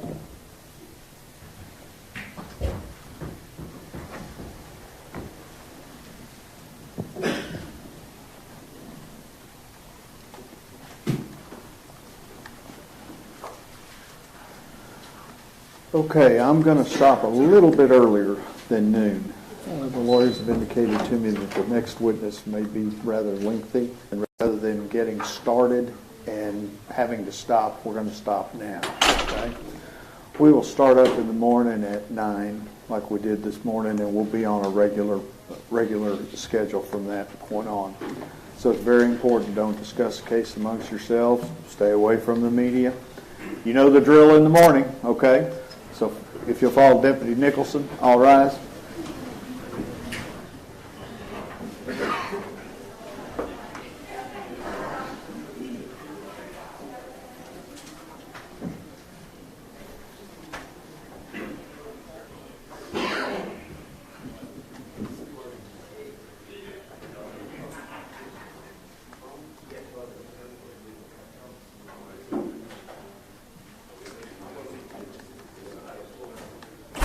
All right, thank you, everybody. Oh, wait. We need a record? Yes, sir. Everyone may be seated, please. Your Honor, and if I may, we met Dale Smith, Ashley Diener, and Mo Brown with Zion Carr on November 15, 2022. It was during this meeting that Zion Carr disclosed to us that he had seen the body cam footage. At no point at any time during that meeting or any time prior has any representative of the Tarrant County Criminal District Office ever seen body cam footage from Zion. That was included in a disclosure sent to the defense via email on November 18th, 2022. So again, that is another instance of we just want to make sure the court was aware, the defense was aware. We have not shown him the video. Mo Brown was also present, and he's never represented us to us before that he believed we'd shown him any video. And y'all acknowledge receipt of the previous email. Yes, sir. I don't think that the state has shown him that, and we got the email. It's clear from the video footage that's in the pretrial exhibits that the court reviewed that Lee Merritt's on TV that night, the night of the 12th, talking that he has met with this witness and talked to him at length that day. And subsequent video footage has shown that he's met with him over and over again. And that's in the records for the pretrial exhibit. So I think we know where the influences come from. All right. But we'd like a further disclosure about how he, and we can do this off the record. Okay. We'd like a further disclosure about what his gestures were during that. Okay, we can talk about that, and then we can come out and put it on the record. Okay. Mr. Smith, anything else that we need to do out in court today? Nothing from the state, Your Honor. From the defense? Okay, thank you. We're done.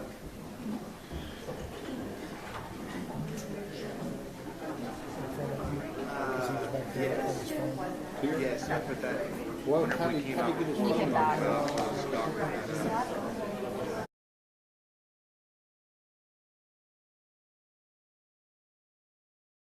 Well, it appears that the defense wants to show that Zion was, well, I don't know how to put this delicately, but that he's been coached up to say something a certain way. That the original interview differs from what he's testified to today. They asked him about whether or not he'd seen the body cam footage, and has he spoken with a civil attorney named Lee Merritt as well. I think that's of note.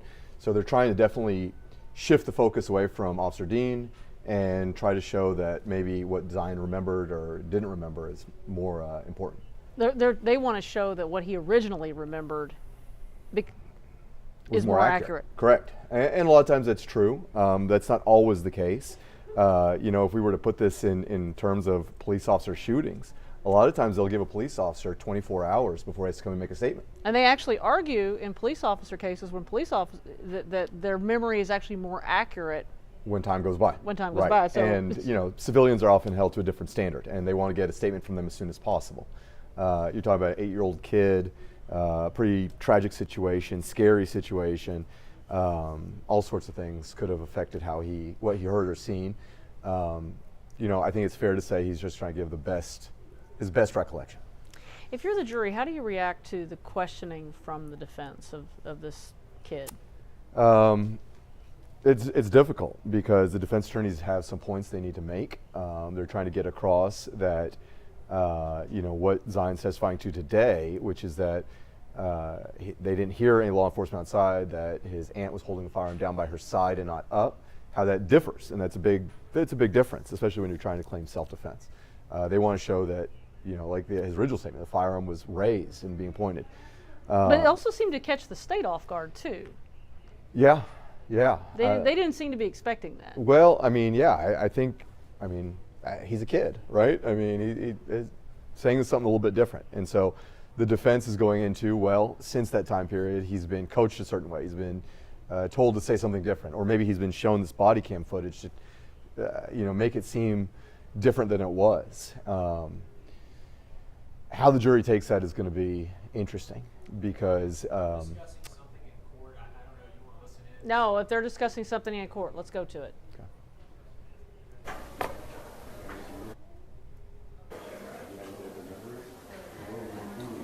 All right, outside the presence of the jury, this is Mr. Smith. Was this person sworn in previously as a record?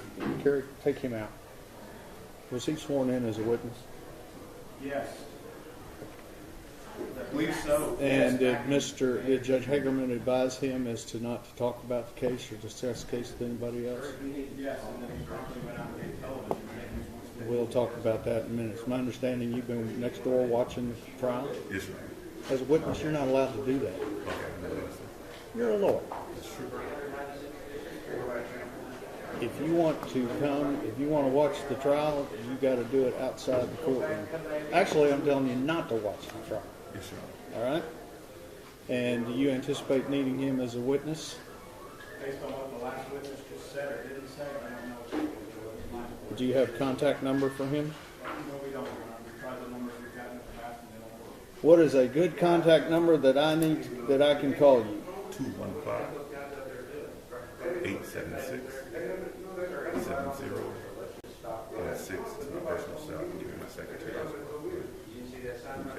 This number is your personal cell. That if I call that number right now, that phone would ring. I think you have to be saved as a contact in order to reach me. No, sir. I need a number.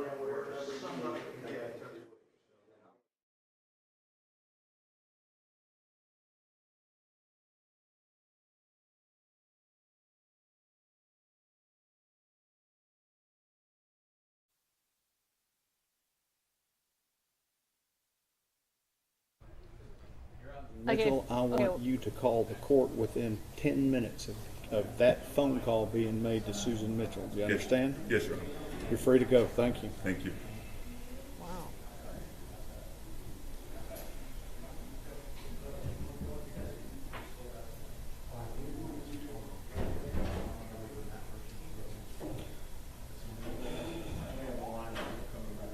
It's a big bailiff. We're not taking it. Do what now?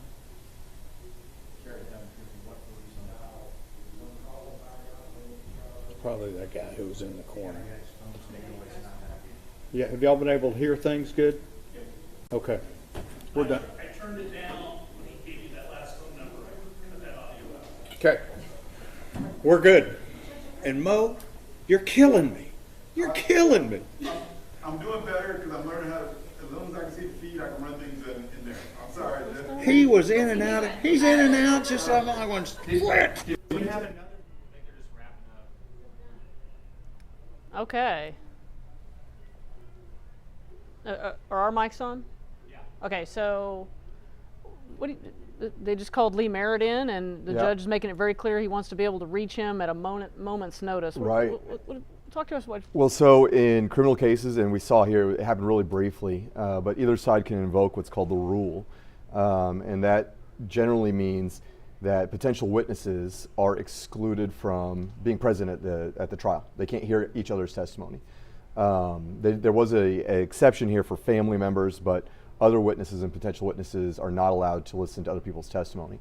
And what we heard from Zion in questioning on cross-examination was that he had spoken with civil attorney Lee Merritt, and somebody brought it to the judge's attention that Mr. Merritt was in an adjoining courtroom watching and listening everything going on a closed feed, I guess. So the judge called him in and made sure he understood that he was, as a potential witness, he's not allowed to do that. He didn't seem very happy, the judge. The judge did not seem happy. Right, well, Mr. Merritt probably should know better, right? And he said, he even told him, he said, you're an attorney, you know you shouldn't be doing this. Maybe there's some confusion on Mr. Merritt's sake whether or not he was going to be called as a witness or not, but abundance of caution. He probably should not have been there. Yeah, I don't think the judge was pleased with that. How do you feel? I mean, obviously, the reason that court has broke early for the day is there's a funeral this afternoon, folks, for at 2 p.m. for Jim Lane. Jim Lane was the Aaron Dean's original lead attorney, and we knew last week that that if the funeral fell during the start of the trial, that they were going to that they would have a half day of court, and that's exactly what's happened. Was this a good moment to take a break, actually? Yeah, I mean, I think so. You know, it's curious as to who the second witness is going to be. It may be the responding officers who came after Officer Dean and his partner, who showed up next, how they surveyed the scene, maybe the crime scene detective, stuff like that. So you kind of start to build the chronology, correct, the timeline. Correct, yeah. From, you know, the moment they arrived, and you know what, if we go back and harken back to the opening statement, the prosecutor will note, and she'll probably make another, or he, depending on who does the direct examination, that they announced that the secondary officers, the backup officers, so to speak, when they arrived at the scene, they knocked and announced themselves as Fort Worth Police. And they'll highlight that to show the difference between how they approached the situation and the scene. And how Dean and his partner approached. Exactly. If you were to rate the defense and the prosecution in terms of their questioning of Zion, what would be your assessment? If you were, you know, teaching a law class and you were saying, you know, what do you think? Well, I mean, if I had to rate it and lean one way or the other, I think the prosecutors did more damage. I mean, they are winning in that sense, if you want to put it that way. They, you know, identified certain ways of his, or certain types of facets of his relationship with his aunt. They made him very humane. We're cooking hamburgers. They showed this genuine emotion he had with her. He was a very articulate and soft-spoken young man, and really painted a picture as to what was going on. Because we could all kind of identify with it. Exactly. And I think that's what you want to do. You want the jury to identify with a witness. And the defense had some points they had to make. You know, we talked about it. They had to delicately address it. I do think they got to the point where they were almost insinuating he wasn't telling the truth, that he may have been. That kind of made my skin cringe a little bit. Yeah, and you know, it's very difficult. It's a real tough one, you know, with a kid, and he's 8. He's a family member. It's not just a regular witness. But he also held firm to his account that it wasn't like he waffled and said, you know, someone told me to say X. He was pretty firm about it. So it's right before they started this, we were talking about memory and how, you know, and again, police officers often, you know, you're right, often they want, you know, 48 hours to give their testimony, right? Yeah. And actually, we have to point out that Aaron Dean has never given a statement. Yeah. Because Aaron Dean actually quit. He was terminated, I think, within 48 hours. He also quit. That's right. He was given a chance to resign. So little Zion, it's true, at 8 years old, gives a statement. Yeah. But we've never actually heard from Aaron Dean. Yeah. And it's difficult. Honest, I tell people all the time. I mean, imagine, I sometimes can't remember what happened a week ago. And if somebody says, well, I want you to recount everything that happened 3 years ago and exactly how it happened, it's very difficult to do, especially for a kid. And folks are out there are thinking that we've taken sides here. Actually, our job is not to take sides here, folks. Our job is simply just to assess point by point how things are going. And right now we're in the prosecution's case, right? We're their witnesses, and I would kind of tend to think that, you know, Zion's original account is better for the defense. Right. But the gun is up. Exactly. And you know, I mean, in terms of taking sides, I was a prosecutor for a long time, I'm a defense attorney currently, and so if anything, people would think I would side with the defense. However, just looking at it objectively and seeing witness by witness how it's going, and the defense was put in a difficult spot because, you know, cross-examining a kid and wanting to make your points is very difficult. But objectively speaking, I do think that the prosecutors have been able to humanize Ms. Jefferson, offer Zion as a kid giving his best account and being put in a very tragic situation. Yeah, because it's not like this kid's ever. And it was interesting to hear him also describe how they brought him into the courtroom before the trial and showed him around because You and I are familiar with courtrooms, but a kid this age is not going to be Well, familiar and with that's a very courtroom. typical. I mean, that's very typical to do. Now, do you folks out there have any questions? We'll, obviously we'll do the best we can to answer them. So, folks are asking, what is Lee Merritt a witness to? What do you think they're going to put him on the stand, and what do you think they're going to try to ask him? Well, so the judge asked them outside the presence of the jury whether or not Mr. Merritt would be called as a witness now, and they said, well, probably so. Now, after that line of questioning, I think the reason the defense dropped that in there and moved on is that Lee Merritt is a known civil attorney. He does a lot of civil rights cases as well. He represents the family, and so I think the insinuation by the defense is that Mr. Merritt may have created an incentive for Zion to testify a certain way. Maybe there's a civil suit pending, maybe one's coming. And so now the state will need to potentially clean that up, bring him up to the stand, ask him whether or not he has made any comments to Zion, whether he's asked him to color his testimony a certain way or not. Okay, somebody asked, why didn't Dean do a statement? Well, I mean, look, everybody, he has Fifth Amendment rights, right, and he chose not to give a statement as part of the criminal investigation. They could have compelled him in the internal affairs investigation, but before that all concluded, he never gave a statement, right, and that is certainly his choice. Yeah. But it'll be interesting also later on to see, do they put him on the stand? Yeah, it seems like all signs are pointing to this being a self-defense issue. I always tell people, if you want to boil down defenses to a murder case, it's identity. Essentially it wasn't me, or it was justified, and it was self-defense. And here you're talking about self-defense. And so I think to get there, he is ultimately going to have to take the stand. Yeah. Does he take it during guilt innocence, or if we get to punishment? I think guilt innocence. I mean, for a self-defense claim, he doesn't want, if he wants to be acquitted of this, he's going to have to get up there and justify his reasoning and his thinking and why he pulled his firearm and fired as quickly as he did. So folks are asking, why didn't they just record Zion's testimony?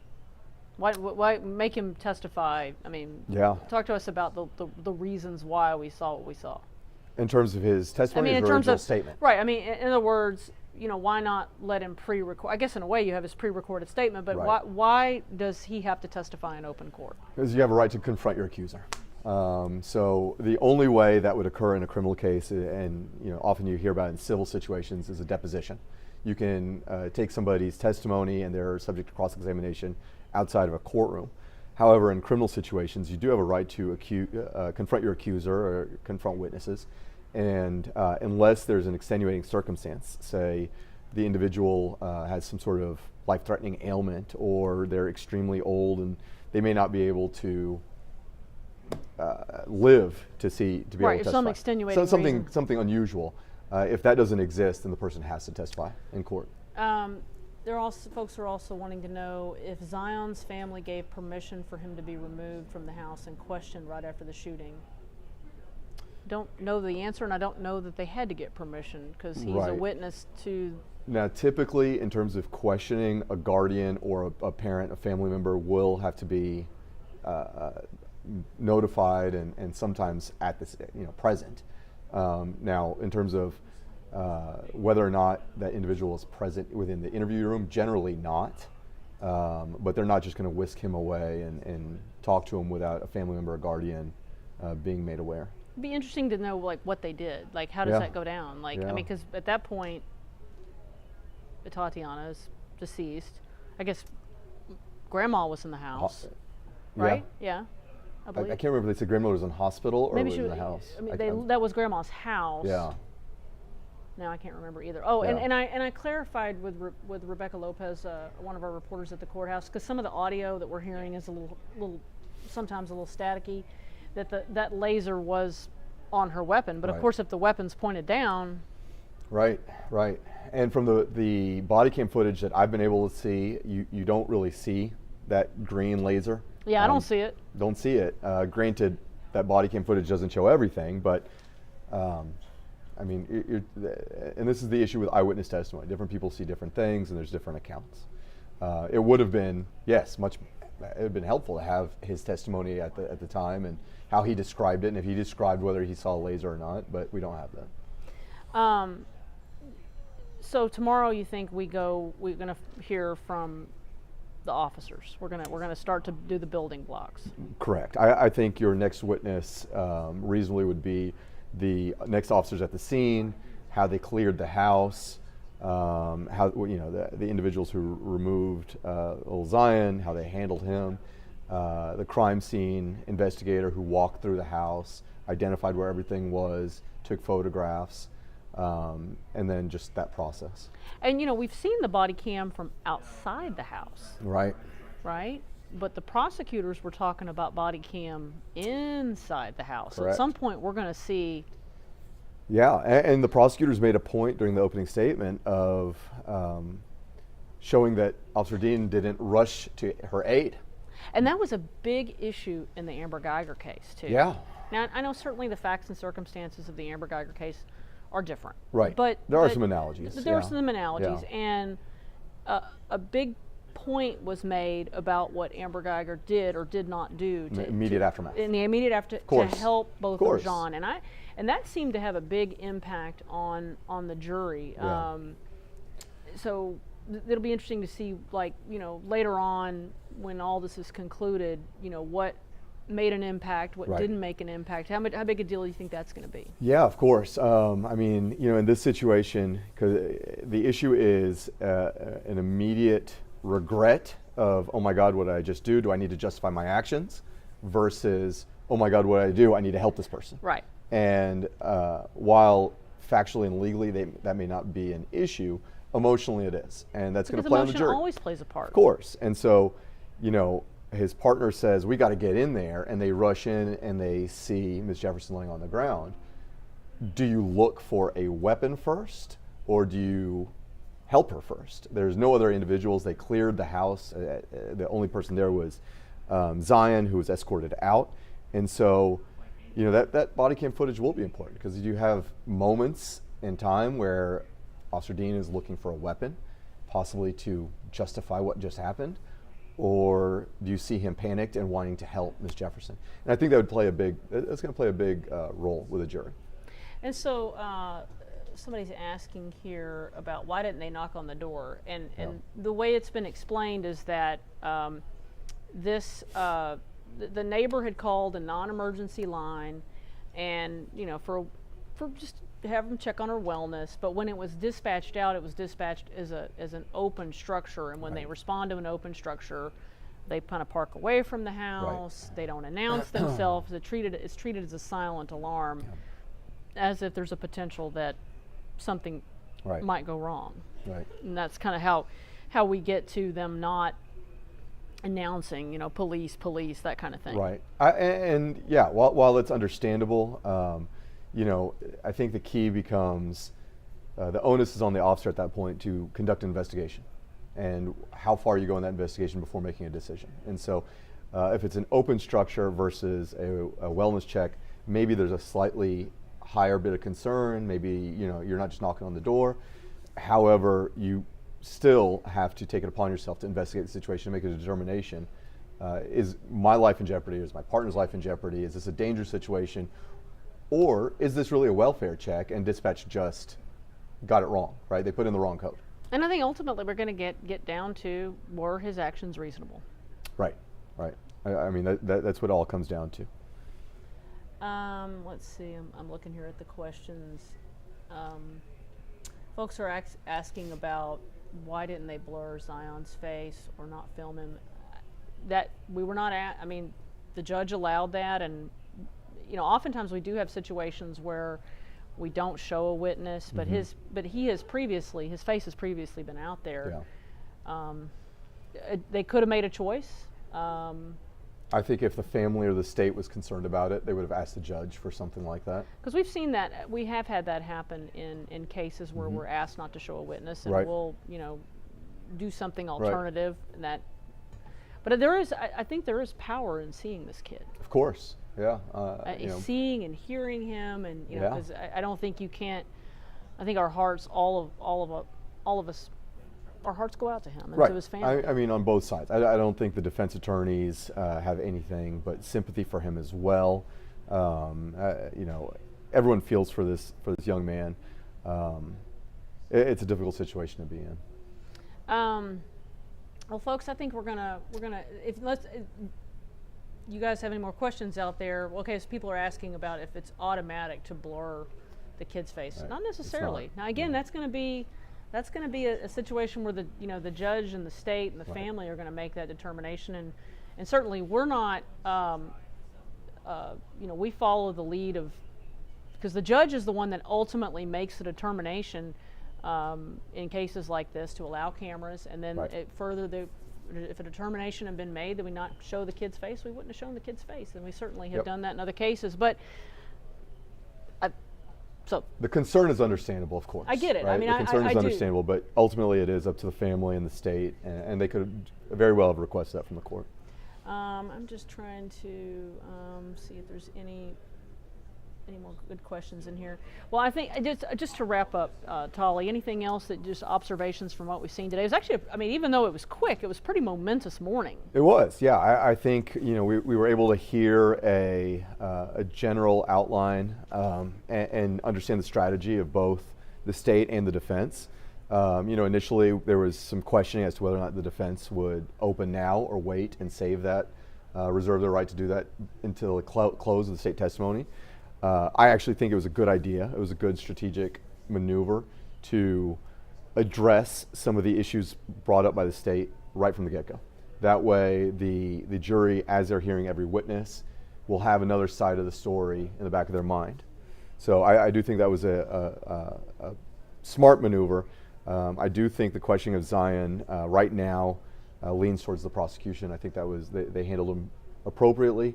And it's possible the defense was just laying some groundwork for a future cross-examination. Okay, we are wrapping up, but I am going to answer a couple more questions.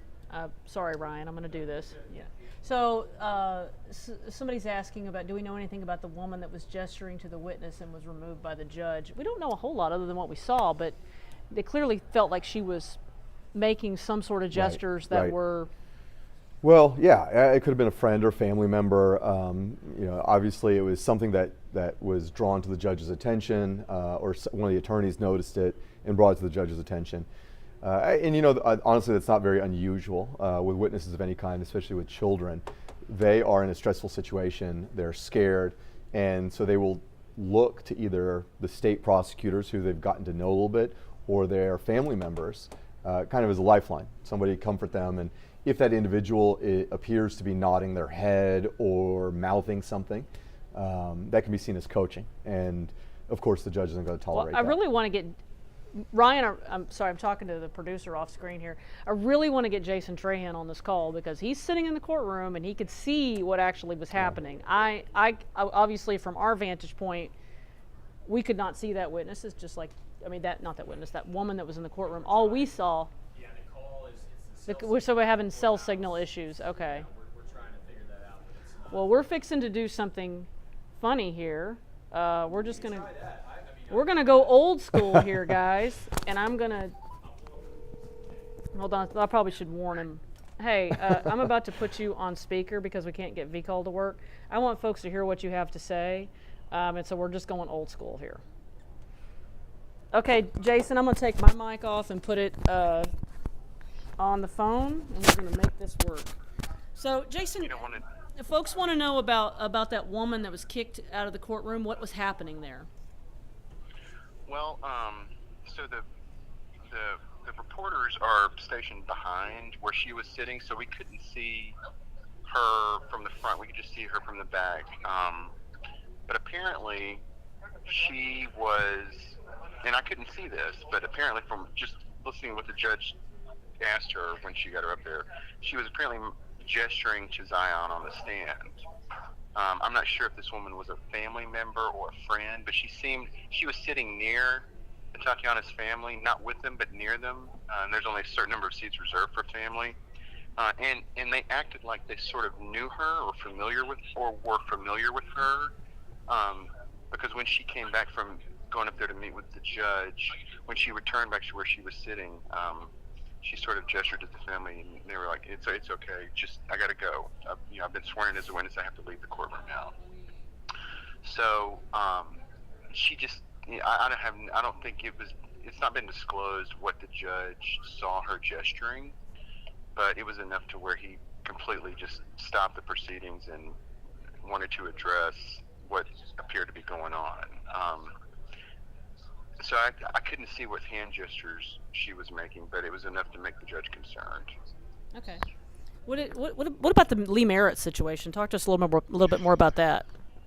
Well, best I can tell, and as you know, when you're sitting in court and you can only hear what you can hear, you don't want to assume certain things. But best I can tell is that there was some testimony there at the end about whether or not Zion was shown the body cam or was spoken to about the case by family, in particular maybe Lee Merritt. And so I think what the judge wanted to make sure of was that Mr. Merritt was available if they needed to talk to him later in the case for a hearing or for actual testimony. Because my understanding is he's been sworn in as a witness, which precludes him from talking about the case. And he's an attorney, and I would imagine he would know that. But the only thing that Judge Gallagher wanted to ask Lee about was making sure he had contact information for him. And so Mr. Merritt gave the judge, I believe, his paralegal's cell phone number, and the judge said, okay, if we call this, you have 10 minutes after that call to get with the court and get up here if we need you to make contact. And Mr. Merritt was, it was all very civil, and he said, sure, Judge, And so he left. But yeah, Zion's testimony was, it was obviously the newsworthy thing of the day because he was the first witness. But I think everyone was sort of confused about why he testified to something different now than what he told the forensic interviewers, years ago, or the forensic interviewer right after the shooting back in 2019. I think that's something that,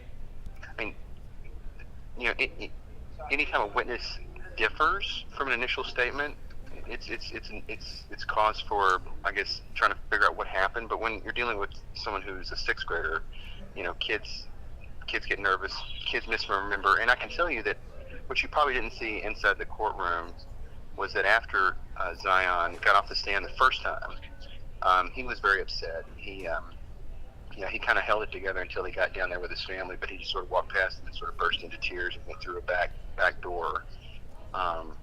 And when he got back on the stand after the break, a lot of the defense questions were answered with "I don't remembers," and you could just, if you've been around, anybody with kids can tell when a young man is sort of overwhelmed, and it just seemed like he was overwhelmed.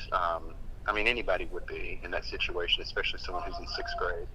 But it looked like he was doing the best he could, and it's just very difficult for him to sit in there in front of 60 some odd people and answer questions from people who are basically strangers.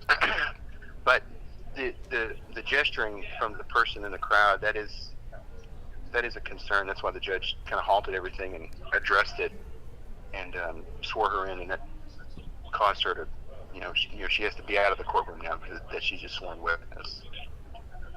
What did you did you see any reaction from the jury during? What reactions did you see from the jury so far this morning? The jurors are, from the angle that we're sitting at, we're sort of looking at them like straight down the line, so we can really only see like the first couple in that line. They're drinking water, taking lots of notes, and they're, certainly in the case, they're very attentive.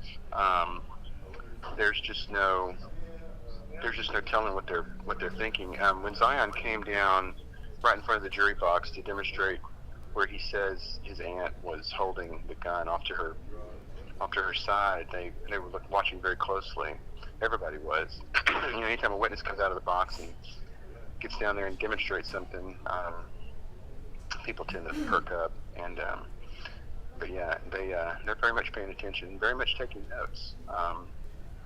Almost all of them are given pads. I'm not sure if all of them are writing, but the ones I'm looking at are pretty much scribbling the whole time. So that indicates they're definitely paying pretty close attention. I'm curious as to your reaction to the defense's questioning of Zion. My reaction? Look, I got kids. I know how. I'm very aware of when a child is uncomfortable. The prosecutor, I think, did a really decent job of sort of making him comfortable. Obviously, they've met with him because they're representing the state of Texas and it's their case, and he's their witness. But the defense lawyer tried to sort of build a rapport. I just don't think it worked. I don't really have an opinion on the effectiveness because that's really not my role. But I can tell you this: the young man was very uncomfortable. I mean, the whole time, but particularly uncomfortable during the defense questioning. The defense lawyer tried his best to get the questions asked and answered because he has to make a record of defending his client. But when Zion started saying he didn't remember, and he said it like more than a half dozen times there right at the end, that's kind of when the judge sort of said, let's halt this. Let's cut this short. And then we realized that there was somebody gesturing to the poor kid. Also, but initially I thought that the judge cut it off because it looked like Zion was getting overwhelmed. That's the sense I had from where I was sitting in the back. Jason, is there anything else you think that it's of note from this morning?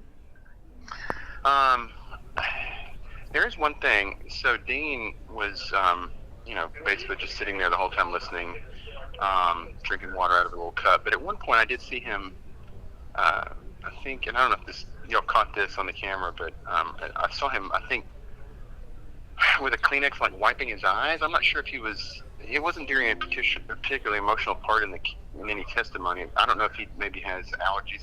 It's hard to say when people do that, what that means. He didn't look upset. I mean, he wasn't sobbing or anything, but I noticed that. I don't know what it means, but basically he's just sitting there being attentive with his defense team. I will say that at the end of the day today, his security team, he has a couple of Tarrant County deputies that are escorting him in and out of the courtroom because of the crowds outside. They waited till about 15 minutes after everybody had cleared out before they escorted him out. He just kind of stood there, with the bailiffs, not talking, just, because he used to be an officer. He probably kind of identifies with those guys, and he just sort of stood there waiting for them to give him the signal to have him walk out. But he does not, he just kind of appears neutral at this point. I don't really see him chatting with his lawyers very much. He did chat with, I guess, maybe one of his family members came up right after the court had ended for the day and talked to him over the bench, but we couldn't hear what they were saying, and I'm not sure who she was. But yeah, he seems, at this point pretty composed, and I don't want to say confident, but just I don't know enough about him to know what he normally looks like. But he didn't seem upset or happy, just sort of neutral. Okay, well, we're gonna, folks. Jason, I'm gonna let you go, and then we're gonna go ahead and wrap this up. Thanks for taking the time to talk to us. No problem. Thanks. All right, bye-bye.